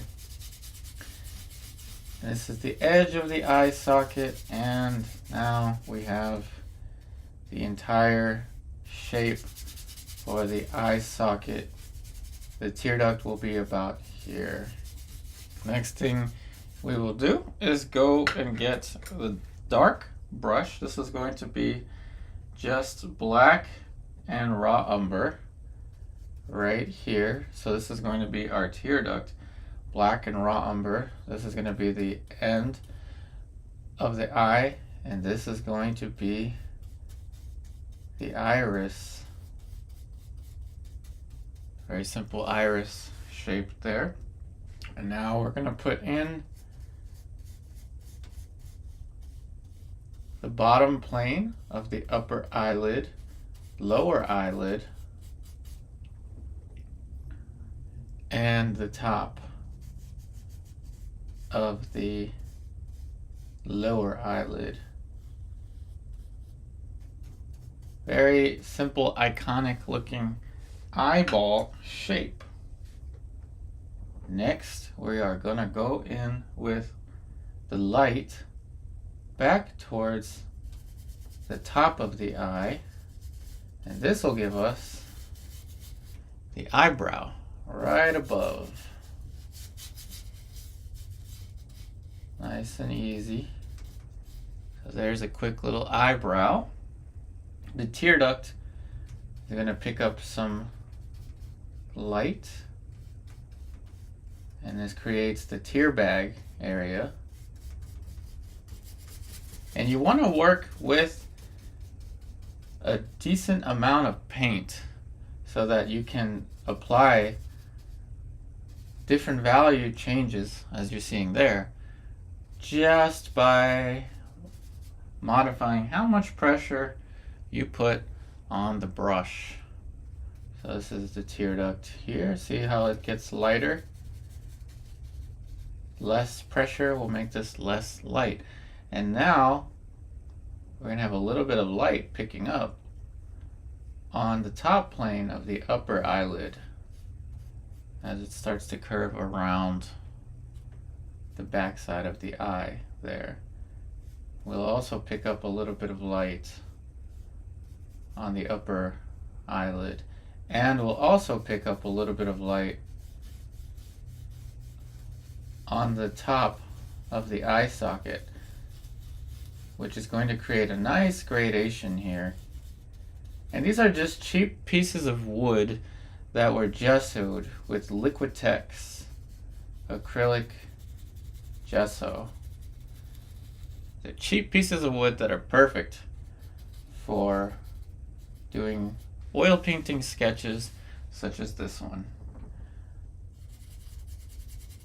And less pressure is going to make this less bright as we work all the way towards the back side of the eye, finishing the first pass for this eye. Next thing we are going to do is add more light to the top, giving us close to our brightest light. And you can paint this in 5 to 7 minutes at home for practice. Simple practice. Now a little bit of light for the sclera. Remember, the sclera, the white of the eye, is not white, but rather some type of middle value. Now this painting is of course going to be in monochrome, meaning we're not going to add any values. But if you want to add, color, it's going to be in monochrome, which means we're not adding any color. But if you want to add color, you certainly can. But you see how much you can do without any need of color. And see how you can create this little gradation here with just white, black, and umber. And now we're going to add our darkest dark, which is going to be raw umber with a little bit of black for the pupil right there. And depending on the model, there may be some darker eyelashes, so we can add those eyelashes. The dark for the eyelashes here. And it all depends on the model. And we can adjust the eyebrows with the same brush, wet into wet. Depending on if the model has thick eyebrows, soft eyebrows, it's up to you. You can create whatever eyebrows you want. And what I want you to do is, if you can help me out and do this 5 to 7 minute study on Instagram, post it with a hashtag Yupari artist. And this is the final light. Like I said, that's going to be the brightest light. And that is your 5 to 7 minute simple alla prima wet on wet eye. I hope you enjoyed this break time painting video.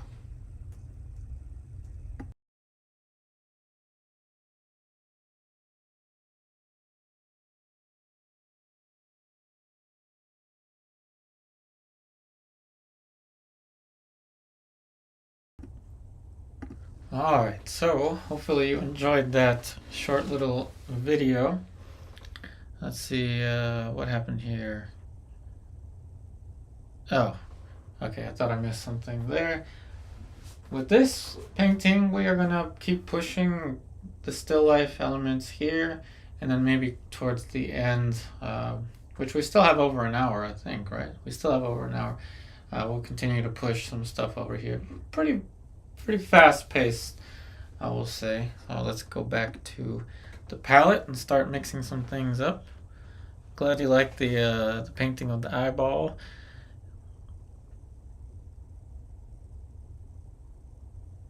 Oh, the comments are out of sync. That's what I've missed. Oh, okay. Whoops. Not sure why the comments are out of sync.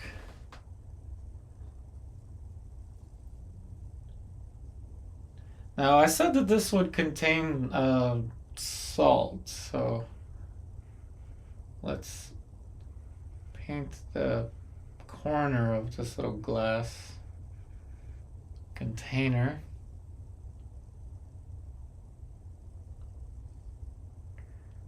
And yes, this is going to lift a little bit if I don't paint very lightly. As you see here, it shouldn't lift too much. It'll lift a little bit, but it's fine. Okay, that's perfect for that. Now we'll blend this in with a little bit of blue.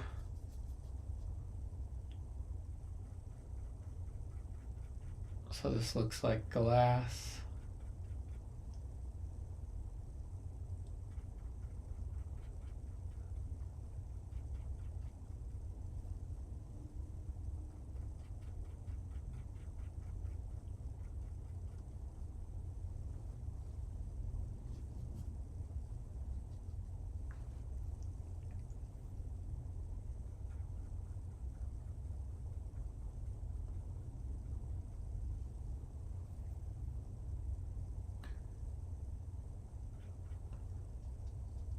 Darker section under here.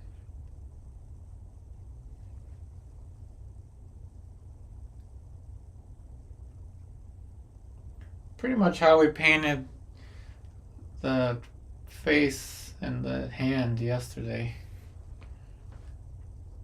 with kind of like a little block of color, and then we added some detail afterwards.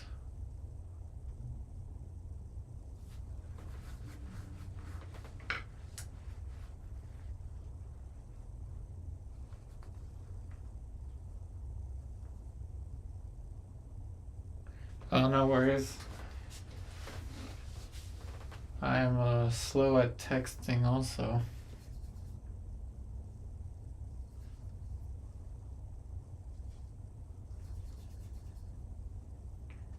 So this will be the top plane for the salt.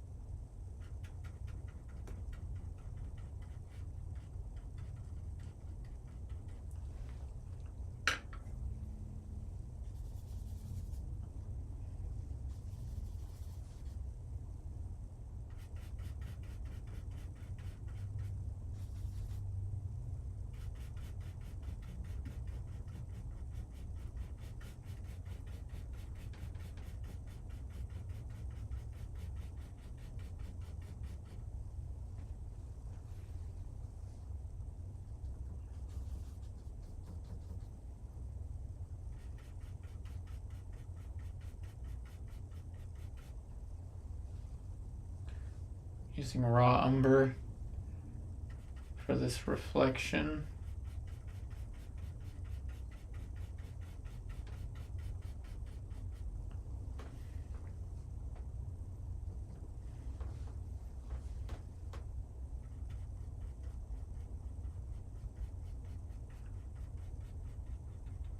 which gives it kind of a greenish touch.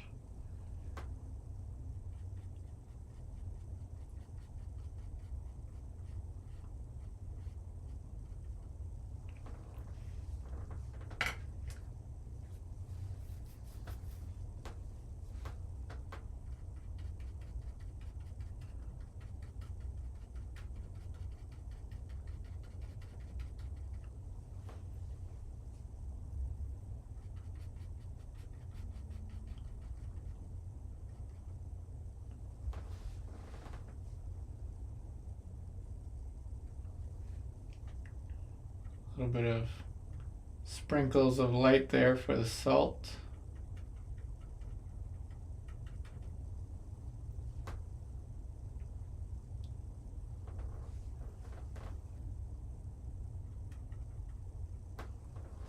Okay, that'll work for that.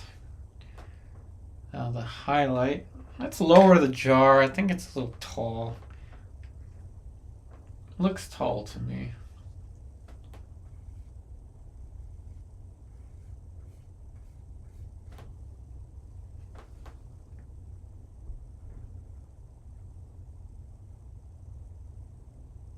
And again, hopefully everyone's getting used to this schedule. I know some of you are probably at work. It's 1:30 DC time. 1:30 DC time zone.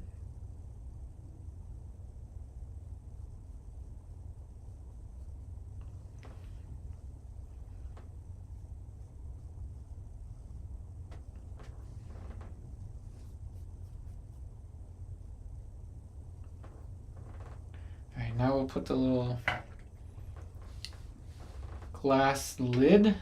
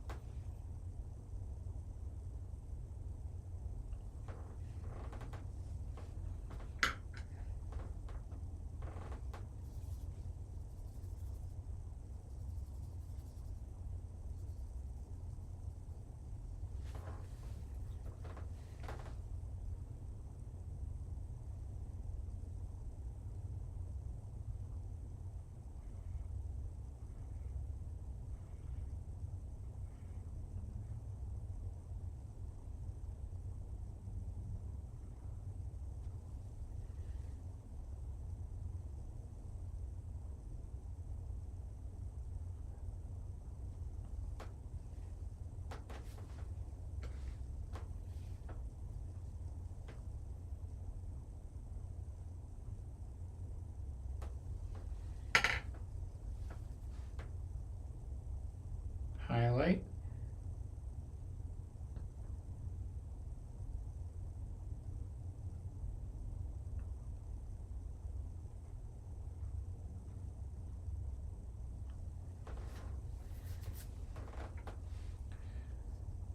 Little drawing.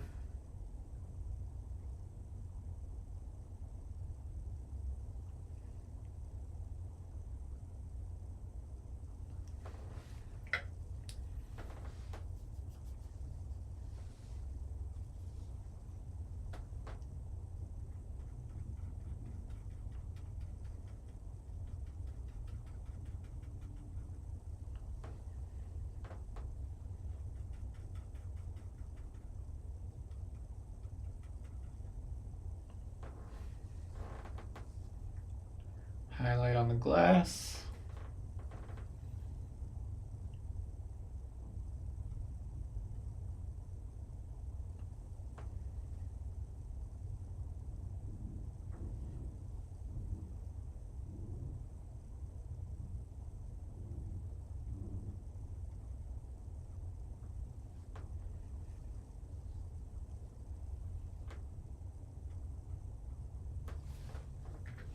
Now the transparency, which will make this look more like glass.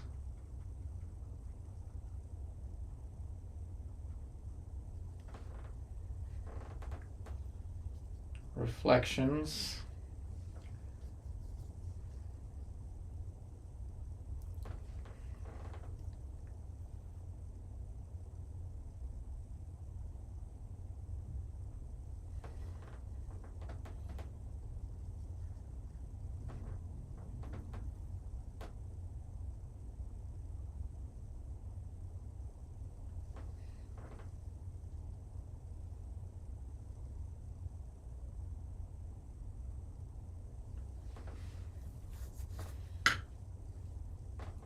of course, our favorite little happy little latch.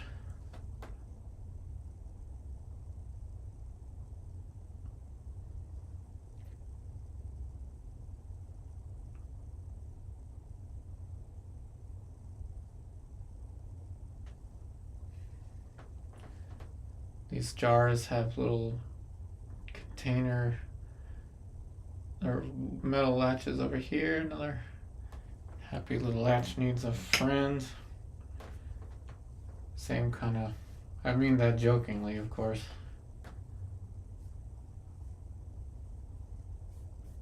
In complete honor of our favorite TV painter. Okay, there's the latch.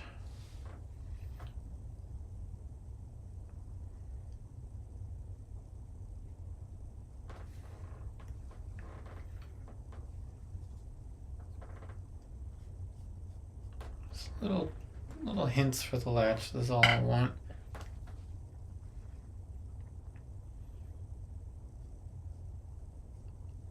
Okay, so that's good for that little container. Maybe we'll fix the ellipse.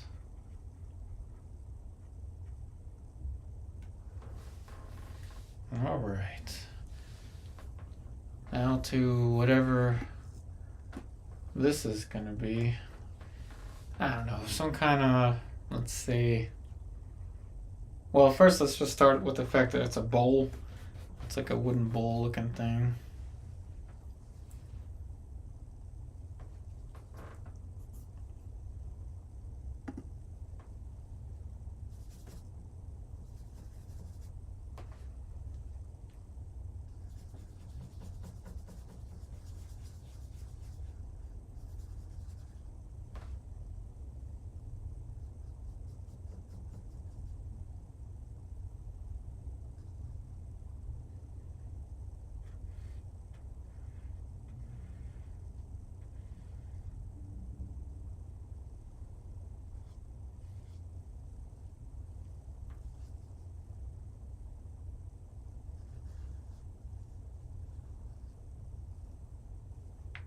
One of the bristles of the brush fell off.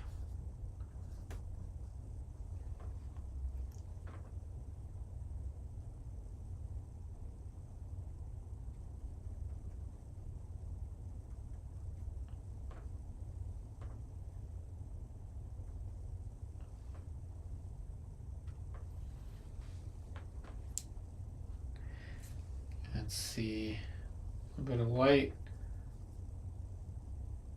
a highlight area for the bowl.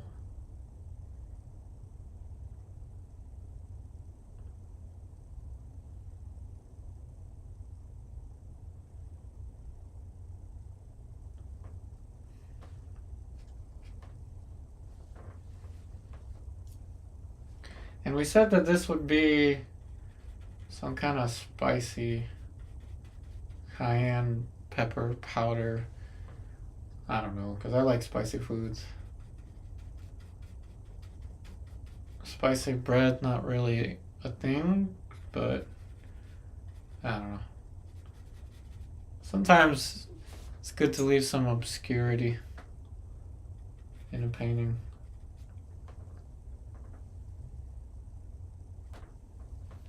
Now we'll go to the handle of the knife.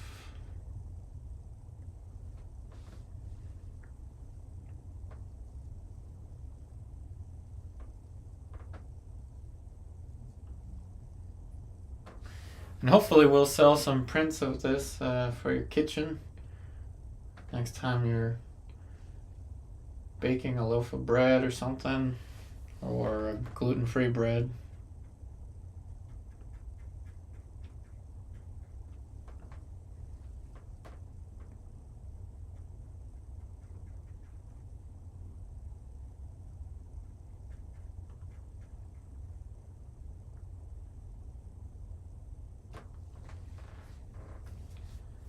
Handle for the knife.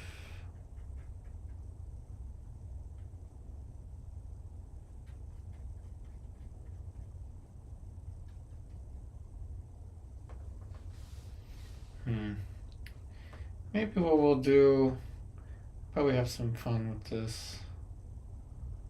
Let's change it.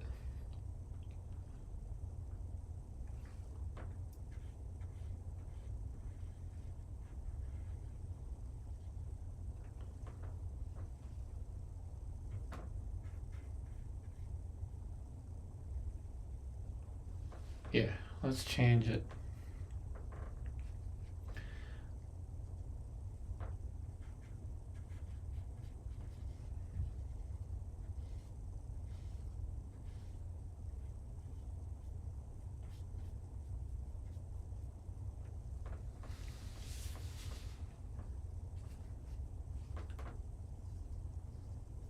Changing the shape of the knife just because I feel like it.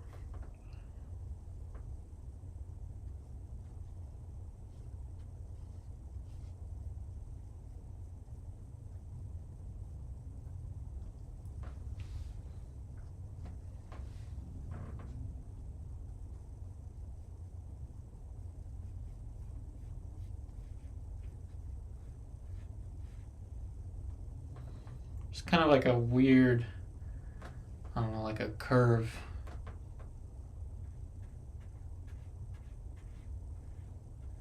What I want is for it to point compositional, each area to point somewhere.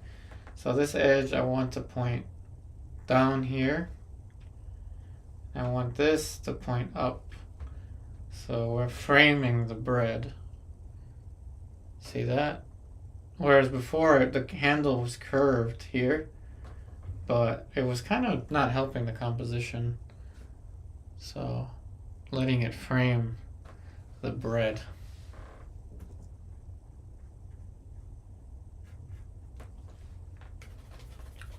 Because we can. Why not?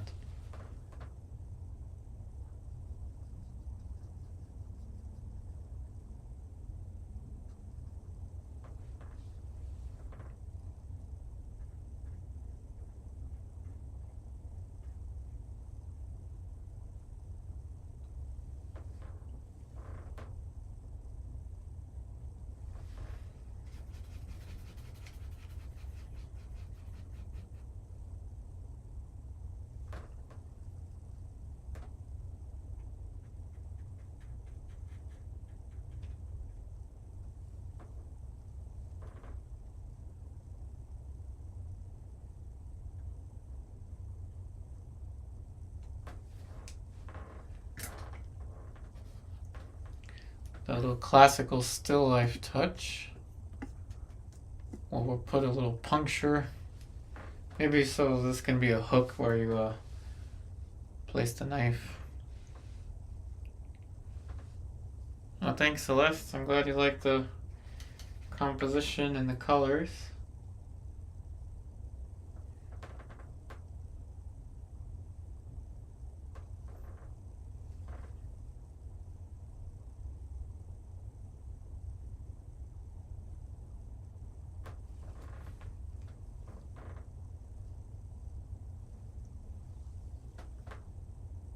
Appreciate all the likes, everyone.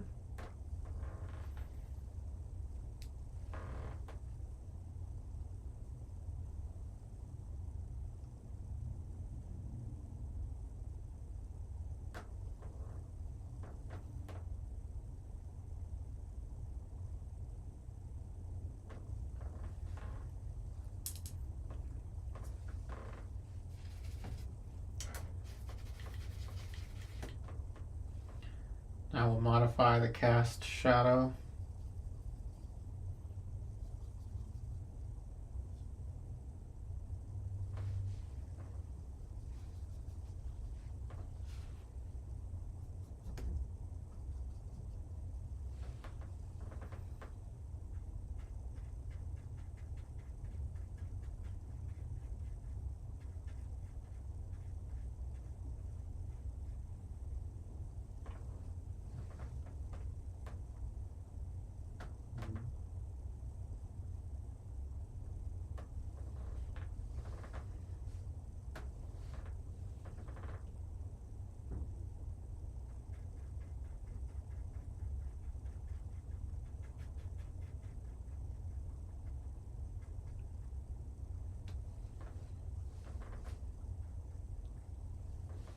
So it's that obscure little handle.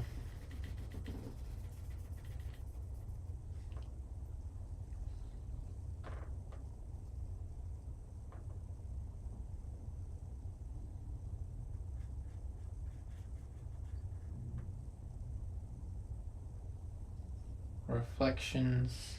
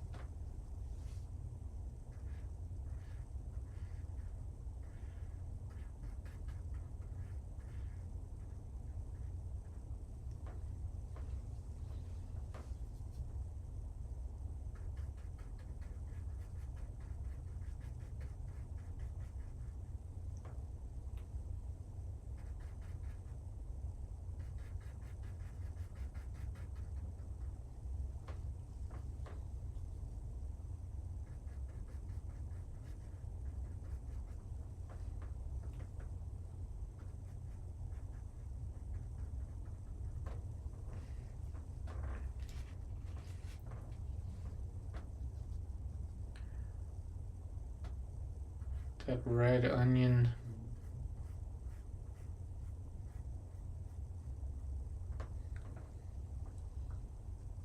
Or grapefruit, whatever we want to think of it.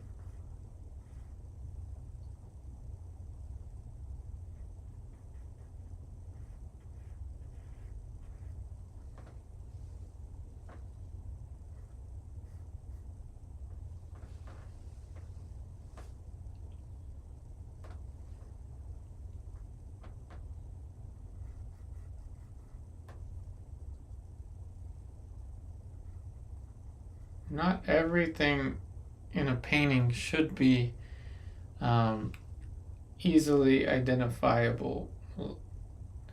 Not enough credit is given to obscurities, things that are obscure in a painting, because from a distance, as long as there's light and shadow, the obscurity kind of just fits into whatever is surrounding it.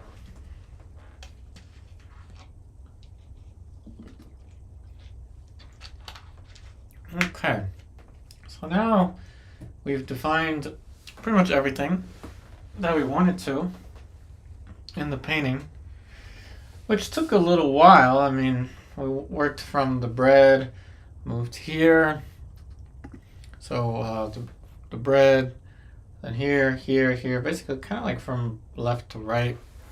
So it's that point where you kind of sit back, think about what you want to do differently, see if you can pull anything in focus.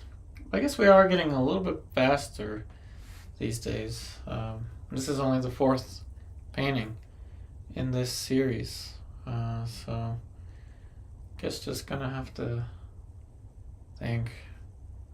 I guess a little more definition to these. I didn't do anything to these loaves of bread, or slices of the loaf of bread. Well, I guess we'll put some make it sharp. I guess something needs to pull out, so I'm gonna make that sharper. I'm gonna go back to the bristle brushes.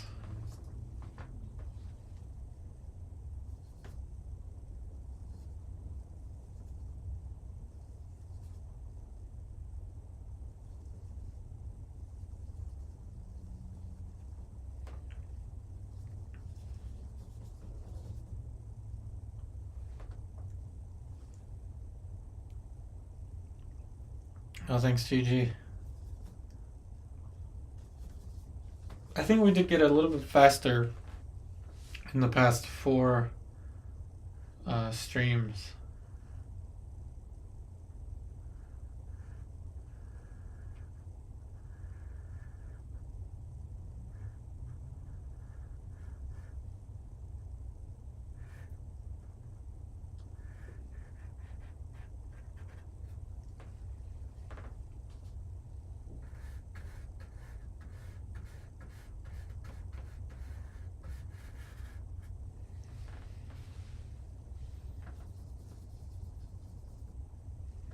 Hey Libertas,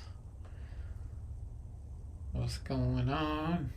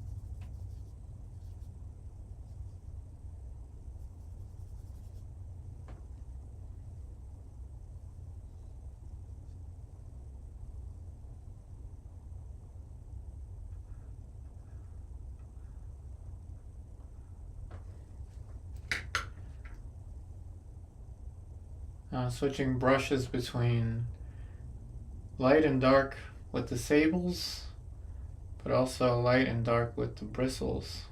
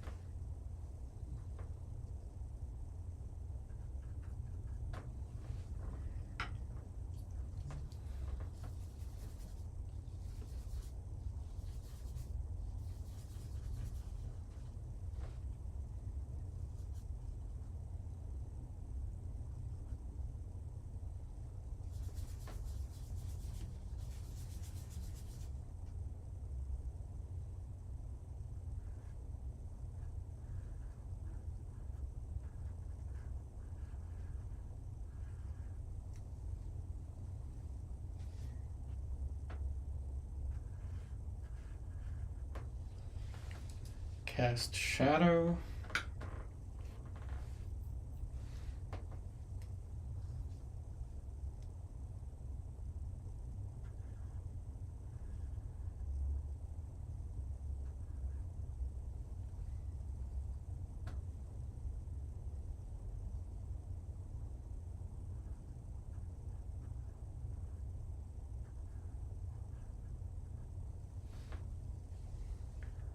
A little chop in the loaf of bread or slice of bread. This will bring the contrast.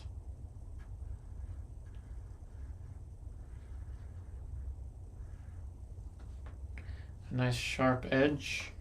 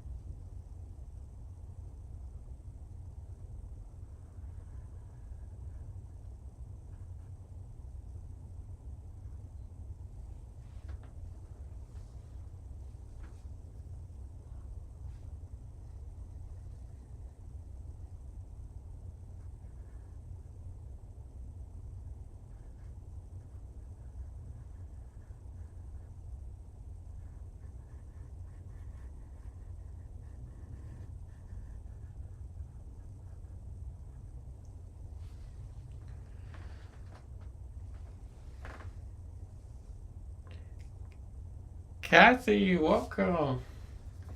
Hey, I haven't seen you in I think like 5 years. It's been a while. Glad you've joined. This is a whole new series of videos. So 1:30 to 5 is the new upload schedule or streaming schedule.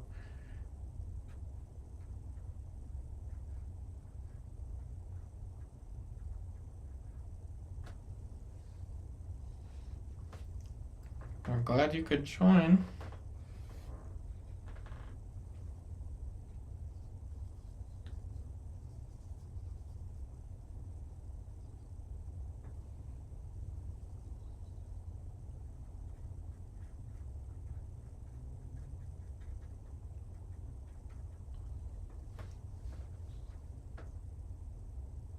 Yeah, I miss you too, Kathy. I hope the paintings are going well. I know you were quite busy painting last time.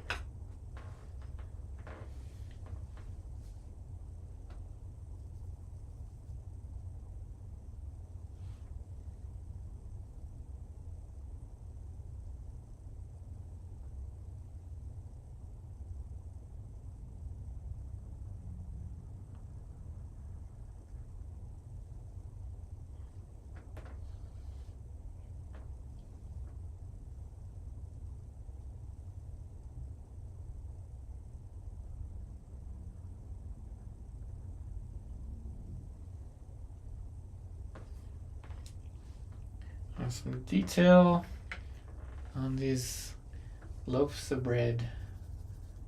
Gotta stay away from green. Don't want to accidentally paint mold.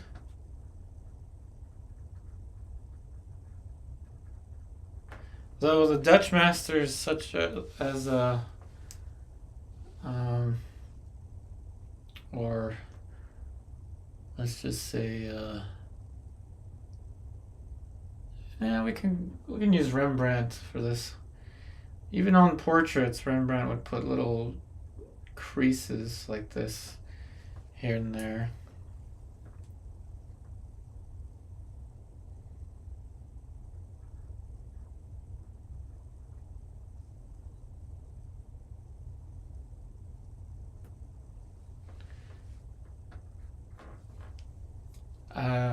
There's one Caravaggio painting where he actually deliberately painted a molding apple.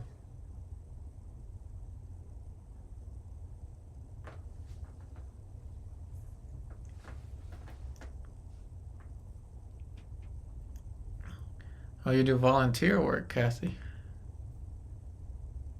And the $2 in college, wow.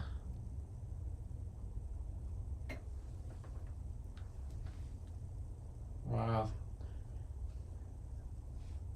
No worries, you'll get to paint more often soon. Gigi, still no car? Oh no. Yeah, car is definitely money pit.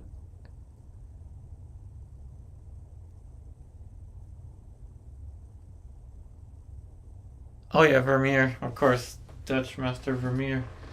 All these little textures in his paintings. I'm glad your daughter's painting at RISD, Kathy.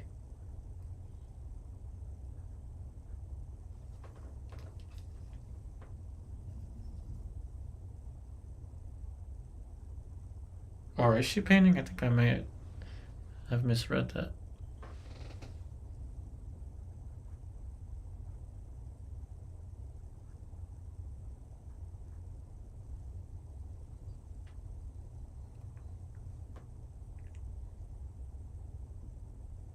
Lots of riding fruit in Dutch still life, yeah. I'm drawing a blank as to names other than Vermeer and Rembrandt.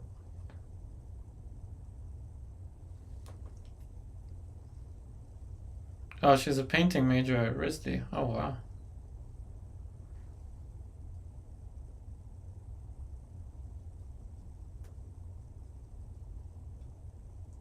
That's awesome. I had a friend that did painting major, and she double majored with art history. Her name was Bo, and she's a GS. I think she's like a GS 14 now with the government. She has a patent job of some sort.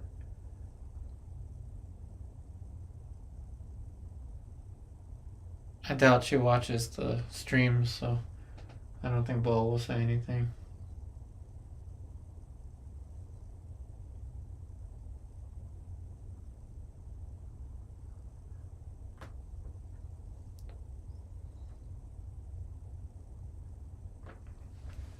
But it's good that your daughters are following their passions. We need more happiness in the world these days. Really do.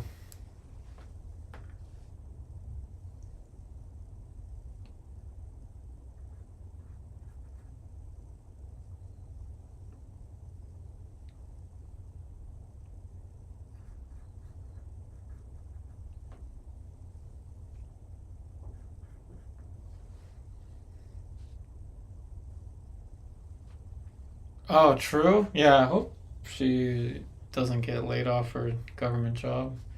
But her husband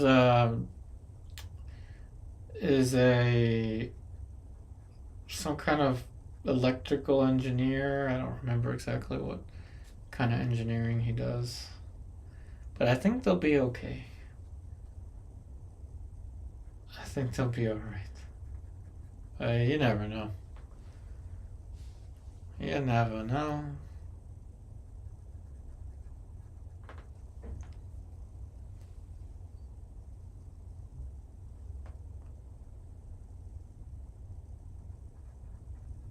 All these nice little textures on the bread.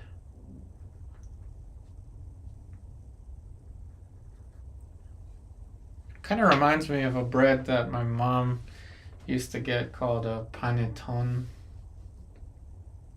I don't know if anybody knows about panettone.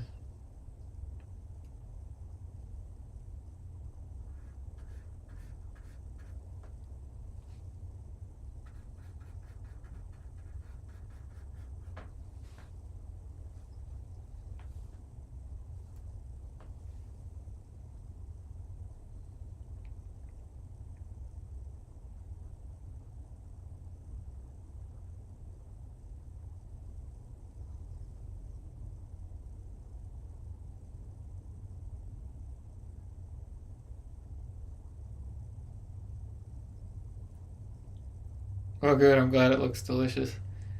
Looks Italian bread. Is that what it is? I don't know. I made some stuff up on this bread.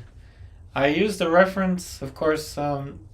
Remember, because it says copyright free doesn't mean it'll be copyright free forever. So I don't trust any references or music. Some of the copyright free music ended up being uncopyright, so I don't trust that either. I'm glad it looks delicious. This is actually making me hungry. Panettone, yeah, kind of like cake. I'll tell you what, though. My favorite bread is Hawaiian bread that you pick up at the Giant or whatever. I don't even know if it is Hawaiian in origin, but Hawaiian bread was my favorite. I actually haven't had that bread in like, I want to say like a year, maybe more than a year. I don't know. But Hawaiian bread is my favorite.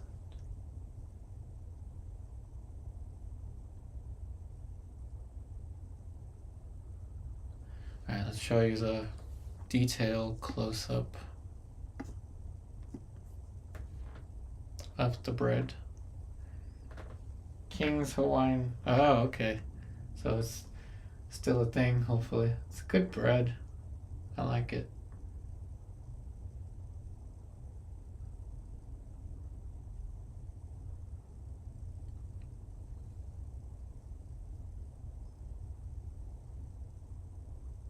Very sweet, it is.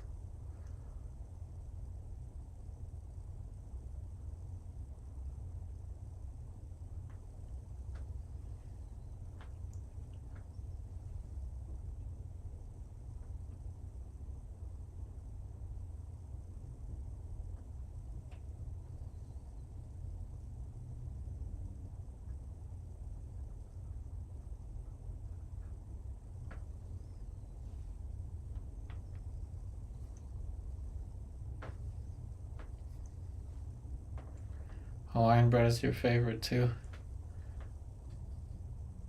Now I'm gonna have to buy it at the store.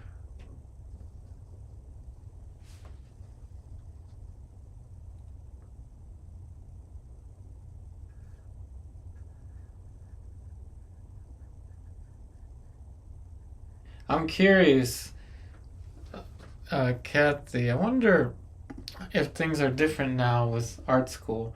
But I remember in my orientation, okay, so I went to Micah for a year. So I only did art college for 2 semesters. But I met really good friends there that I kept in contact with for like, I want to say like almost a decade afterwards. I mean, I don't keep in contact with them anymore just because it's been over a decade.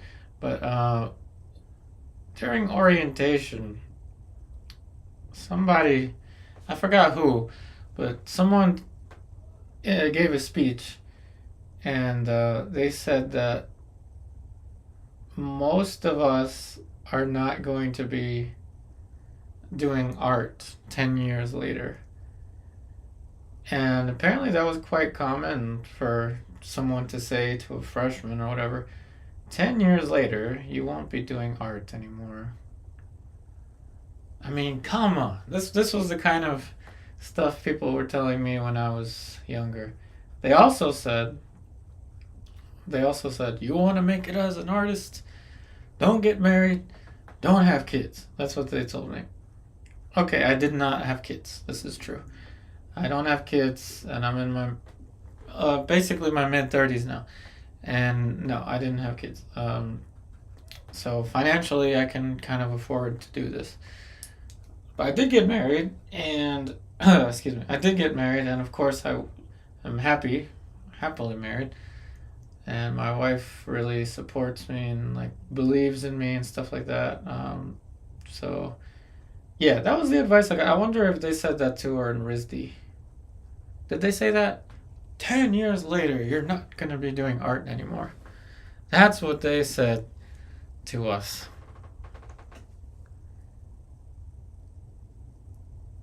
That's what they said in law school as well. So that's really interesting. Celeste, yes, I will. I will only be selling prints first. The reason I won't be selling the originals just yet is because these will take a while to dry. Though, if you want to reserve one of these paintings, you certainly can. But yeah, I'll only be selling prints at first because I want the paintings to have time to dry. And there's going to be a lot of them. We're going to be painting almost every day, so you're going to see a new painting nearly every day. But yes, we will have prints, maybe some coffee mugs or something. Kathy has the original T-shirt that said, "Where's my brush?" Because I used to forget my brushes or where I put them in the past. Now I'm a little more organized. Kathy has the original.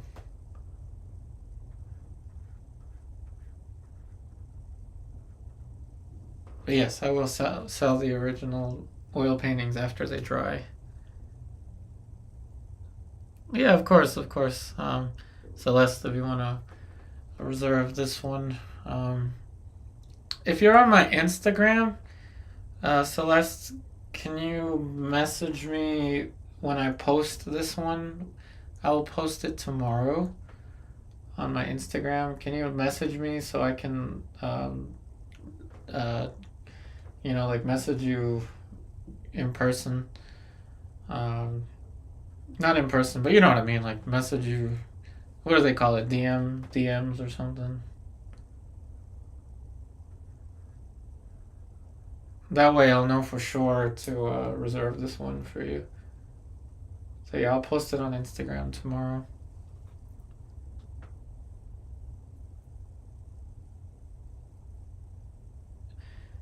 They didn't say that at RISD? Interesting. Many are doing dual programs with Brown and engineering. Oh, good. They'll all get art-related jobs. I'm glad you still have that shirt.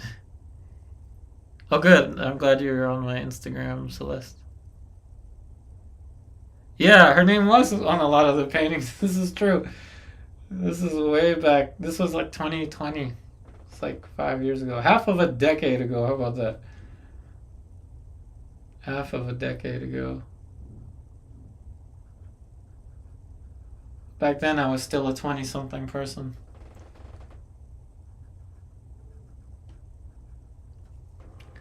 Time goes by and makes us wiser.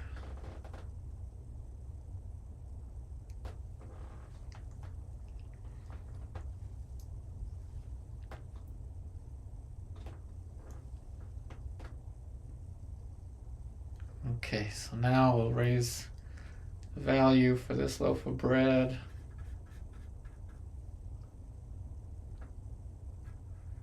Which gives some texture. So Kathy, I do plan on traveling to meet you and Ellen and Randy. Randy might be one of the first trips that I'll take. He's in Arizona now.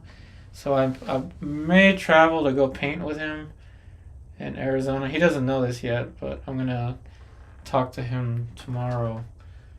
But I do want to travel and paint with all of you in person. Kind of like a road trip across the country. I don't think I'll drive, but I'll fly there. Wish me luck with that.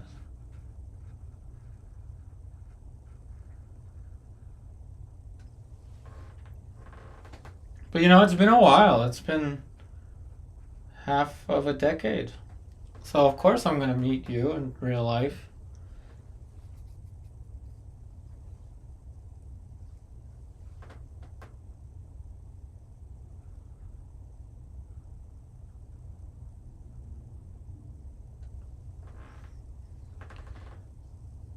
edge for the slice of bread.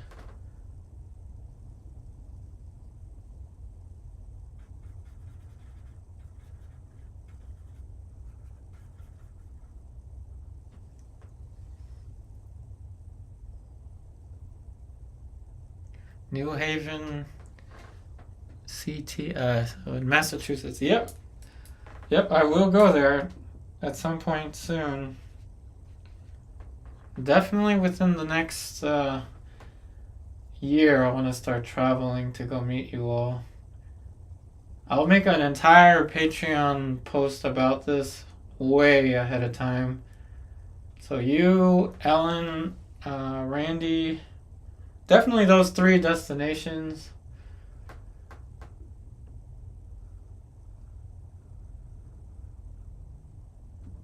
Unfortunately, I won't be traveling like out of the country, but I don't think we have any patrons out of the country anymore.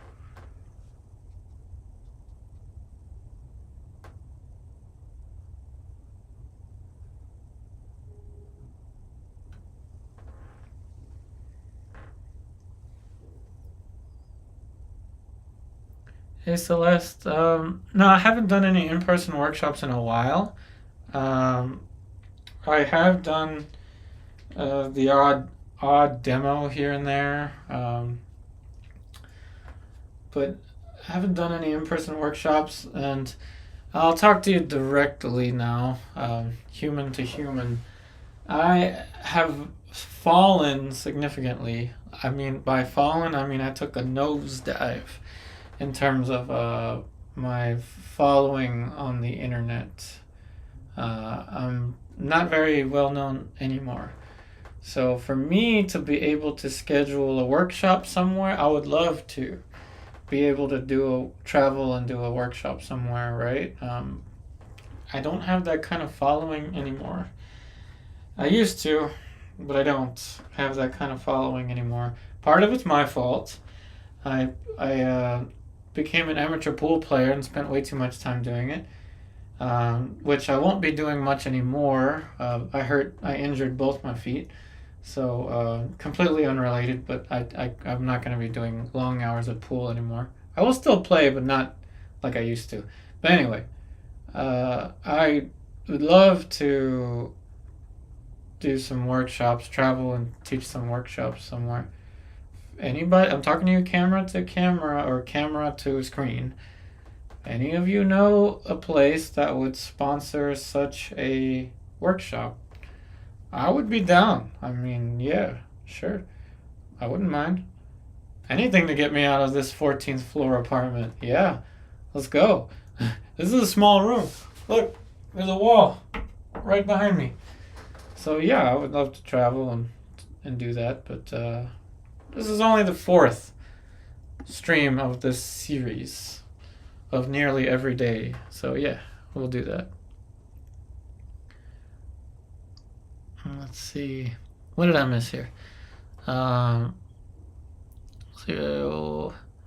Kathy wrote, New Haven, Connecticut's only 45 minutes from your house. Gigi, you're in Maine. Could do a New England thing. Celeste, you're in Philly. Oh yeah, I studied in Philly, so yeah, definitely we could. Philly is definitely a destination for me. Van Gogh Immersive in Massachusetts. Grace from Scotland, I think, I'm not sure. Hopefully I'll build a following again. I hope so. We'll find out. We'll find out.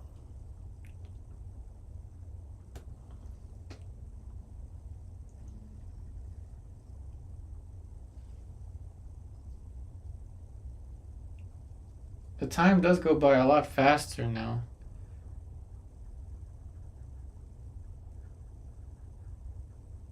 And this is the second, I think this is the second stream where I used the safflower oil mixture with spike lavender. The first 2 streams I did, I ended up getting a headache that lasted hours. Not like a severe headache, but it was kind of a nuisance. And I think it's because, again, small room, very small room, and not as much ventilation in here because the window is in the other side of the apartment and it's loud, so I'm not opening the window. So far I can say since switching to spike lavender and using safflower oil, I don't have any more headaches. I can't say for sure. Correlation is not causation, so I can't say for sure that the mineral spirits was giving me a headache. It could have been just extended focus, painting for extended periods of time. My body wasn't used to it, my mind wasn't used to it, I don't know. Could be a myriad or whatever of things. Oh, thanks, Celeste. You took your field easel to Wells last year. Oh, good. I'm glad you got commissions on the beach. Yeah, I would definitely travel and do a lot of watercolors. I finally taught myself how to use watercolor. So I think even this weekend I'm going to go do a watercolor. I might go on a watercolor expedition on Saturday. The weather's going to be nice. So there may be a pre-recorded video instead on Saturday, but we'll see. Depending on the weather.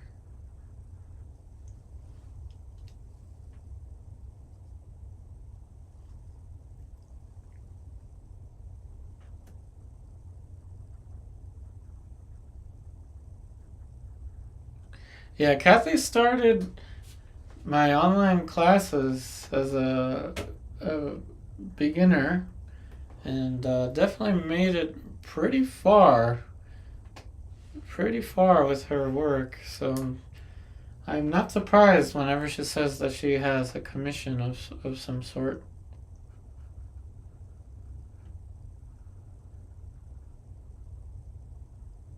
But you know who else has gotten really good, Kathy, is Randy.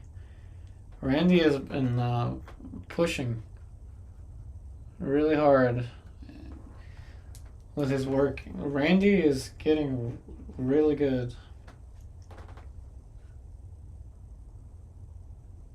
I know you remember Randy.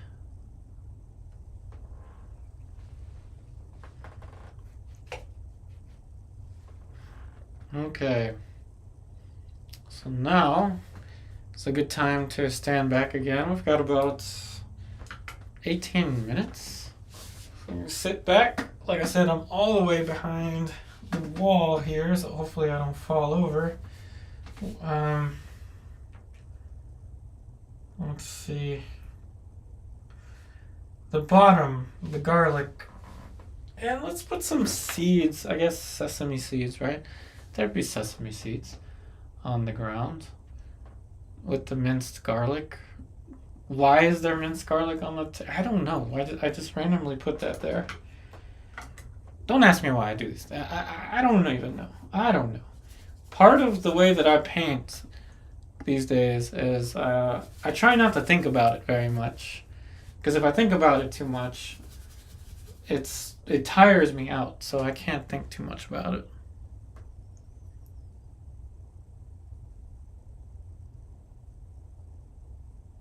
Yeah, Randy is getting good. Really good. And, he said that he struggled a lot in the beginning. For the first 3 years, I think he did say he was struggling, but now, man, Randy's really picking up.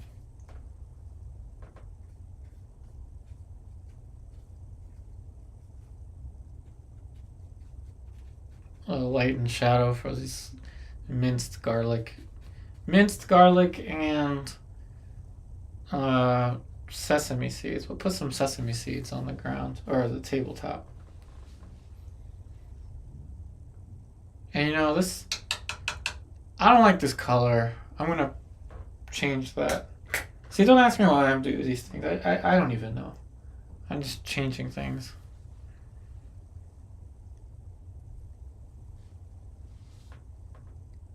Oh, good. I'm glad. We're teachers are national treasures. I'm doing something quite different though these days. Not so much, I guess, teaching with this, but the hope is I am teaching with this. But yeah, I'm pushing the limits of what I can do as a painter, and building a portfolio of paintings that will be for sale. In the past, in 2020, it took me 1 week of painting streams to finish one painting. Last year, it was one painting with different materials. So it was watercolor, pastel, all that stuff. Now, it's different subject matter nearly every day. So, quite a change, an evolution of sorts. Okay, I like that color a little better. Now we'll put some little sesame seeds.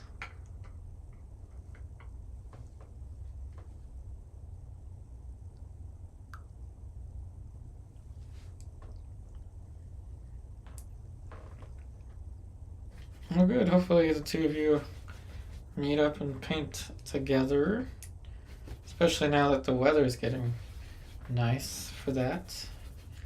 Alright, sesame seeds on the ground. First, the shadows.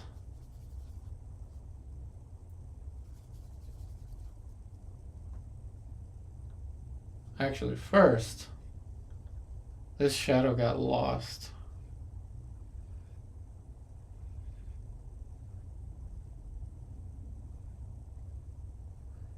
Now it's back.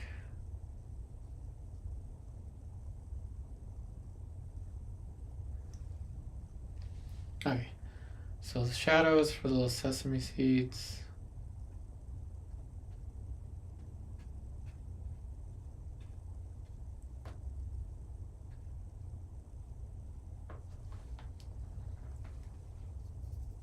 These are like little accents, I guess.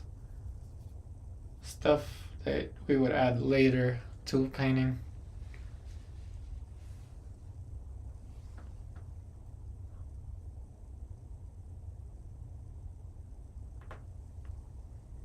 Well, that seems ideal. Like your family is on the, you're with your family at the beach while you're painting.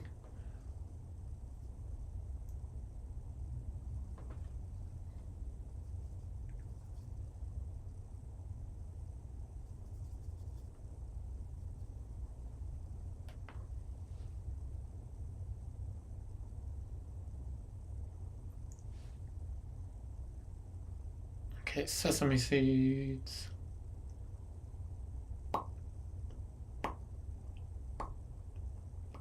Little dots. Let's make some sound effects with these little dots. Oops, my camera angle is cropping the bottom. Oops. My bad. Alright, so sesame seeds up here.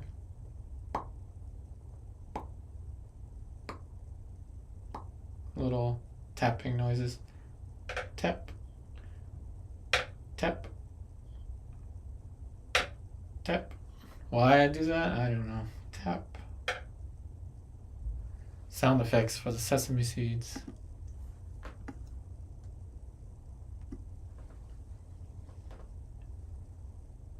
Tap. Tap.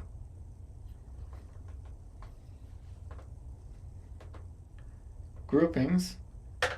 Tap. Why? I don't know. I just felt like those should be on the floor. Again, thanks for all the likes. Appreciate all the super chats. Can't believe the time is winding down.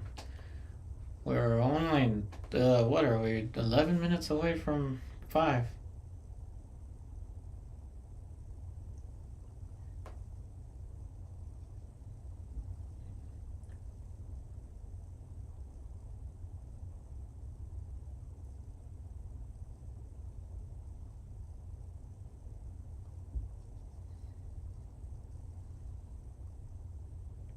Oh, right. So, to Celeste and anyone that's interested in buying the originals, the difference from now and from what I've done in the past is my goal is to sell these with frames. So I'll be marketing them with frames, which of course I'll have to charge for the frame. But I'll give you the option if you don't want the frame, then I won't charge for the frame. But I kind of like the concept of selling the painting with a frame. That way I can write on the backside of the frame the name of the painting and the story behind it and all that stuff.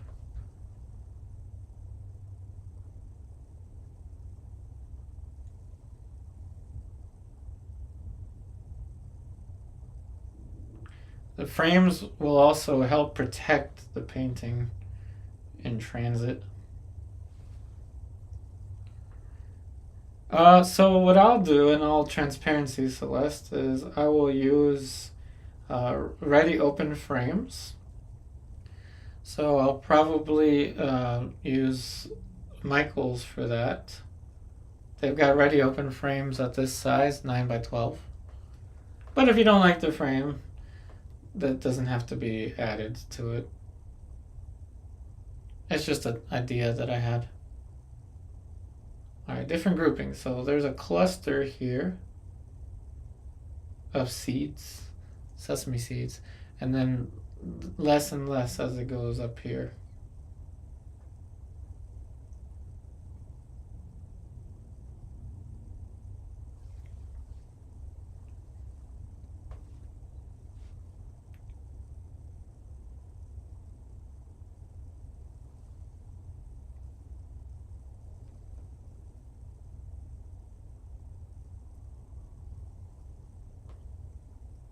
Yeah, the Michaels frames are actually pretty good. I like them.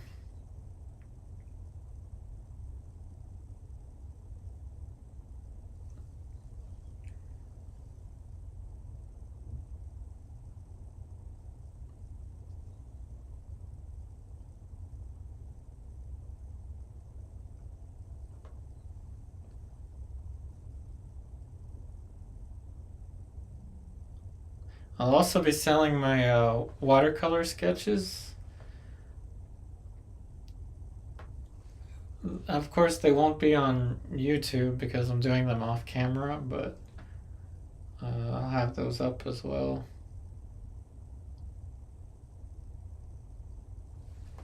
But these will definitely have prints made out of them for sure.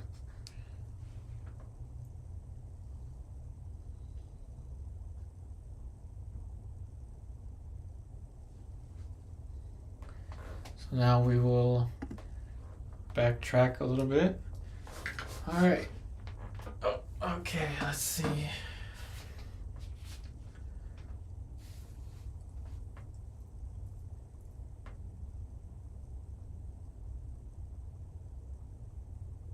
I guess that's almost done. As you see, this approach is quite efficient. Maybe we'll sharpen the edge over here. Just bring more focus.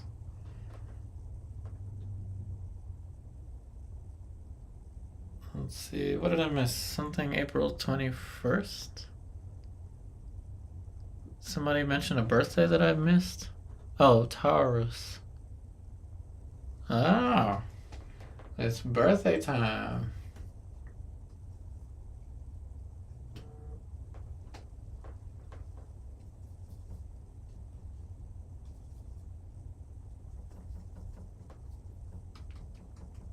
Alright, so I'll push this edge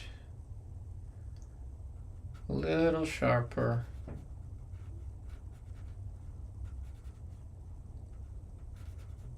Here, you'll see what I mean. It's a little sharper here.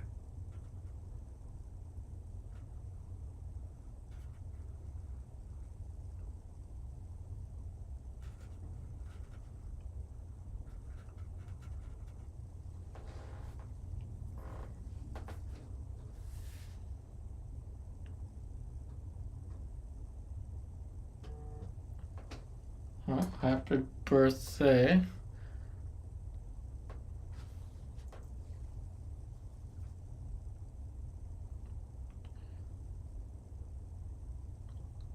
'60 and '66. That's pretty young. I have a friend at the pool academy that's 81, and he still beats me up pretty bad. His name is RJ. I've tried to get him to let me paint his portrait so many times, but he's a little shy.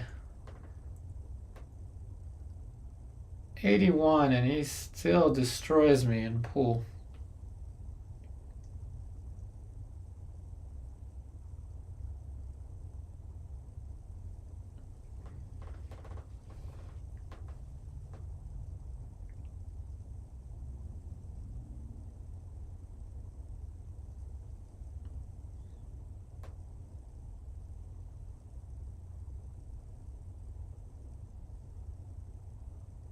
Okay, I'm gonna push that edge a little bit.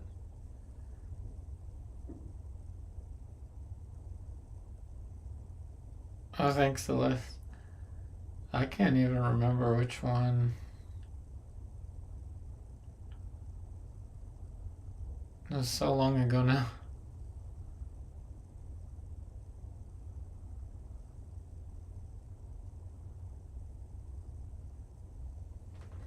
This little bump should match with this bump, by the way. So I want this bump to match with this one, to match with this one. It's missing over here, but you see that bump is there. See how this curve is here? This is supposed to be this curve, by the way. This curve is supposed to be, again, that one. Hopefully it makes sense that these are slices of the bread. But there you have it. That was the final touch there. Last thing for me to do is to sign it, and I will sign it on the bottom right this time. Even though the main diagonal is top right to bottom left, I think right there will be the signature. Gonna use a Silverbrush for that. Oh, that was Yusuf. He's from Egypt. Yeah, he's from Egypt. He was one of the best pool players in there, but he left. He joined a different academy. Boo. No, that's fine. He could join any academy he wants to. A second one opened up in the area. So some competition. Competition is good, though. Unless it's too much competition. Then not so good. But anyway, yeah, that was Yusuf. From Egypt. Feels like you're mentally in your 20s and playing grown up.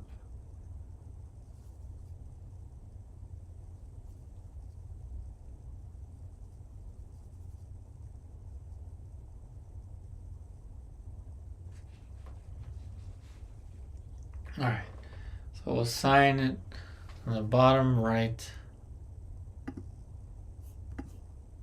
Right over here.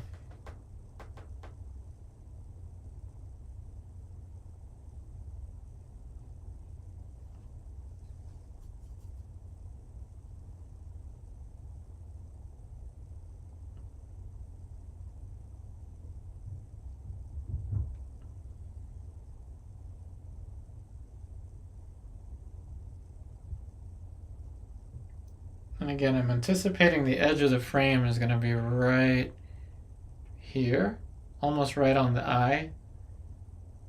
It shouldn't really take up more than that. Right here. There we go.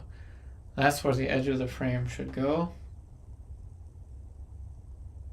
Never ever sign a painting touching the edge. Most frames cover right about here.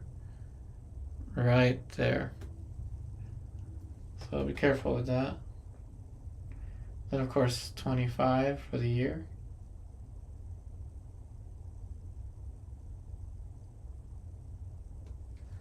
$25 for the year. I think people will know that I didn't paint this in 1925 or 2125.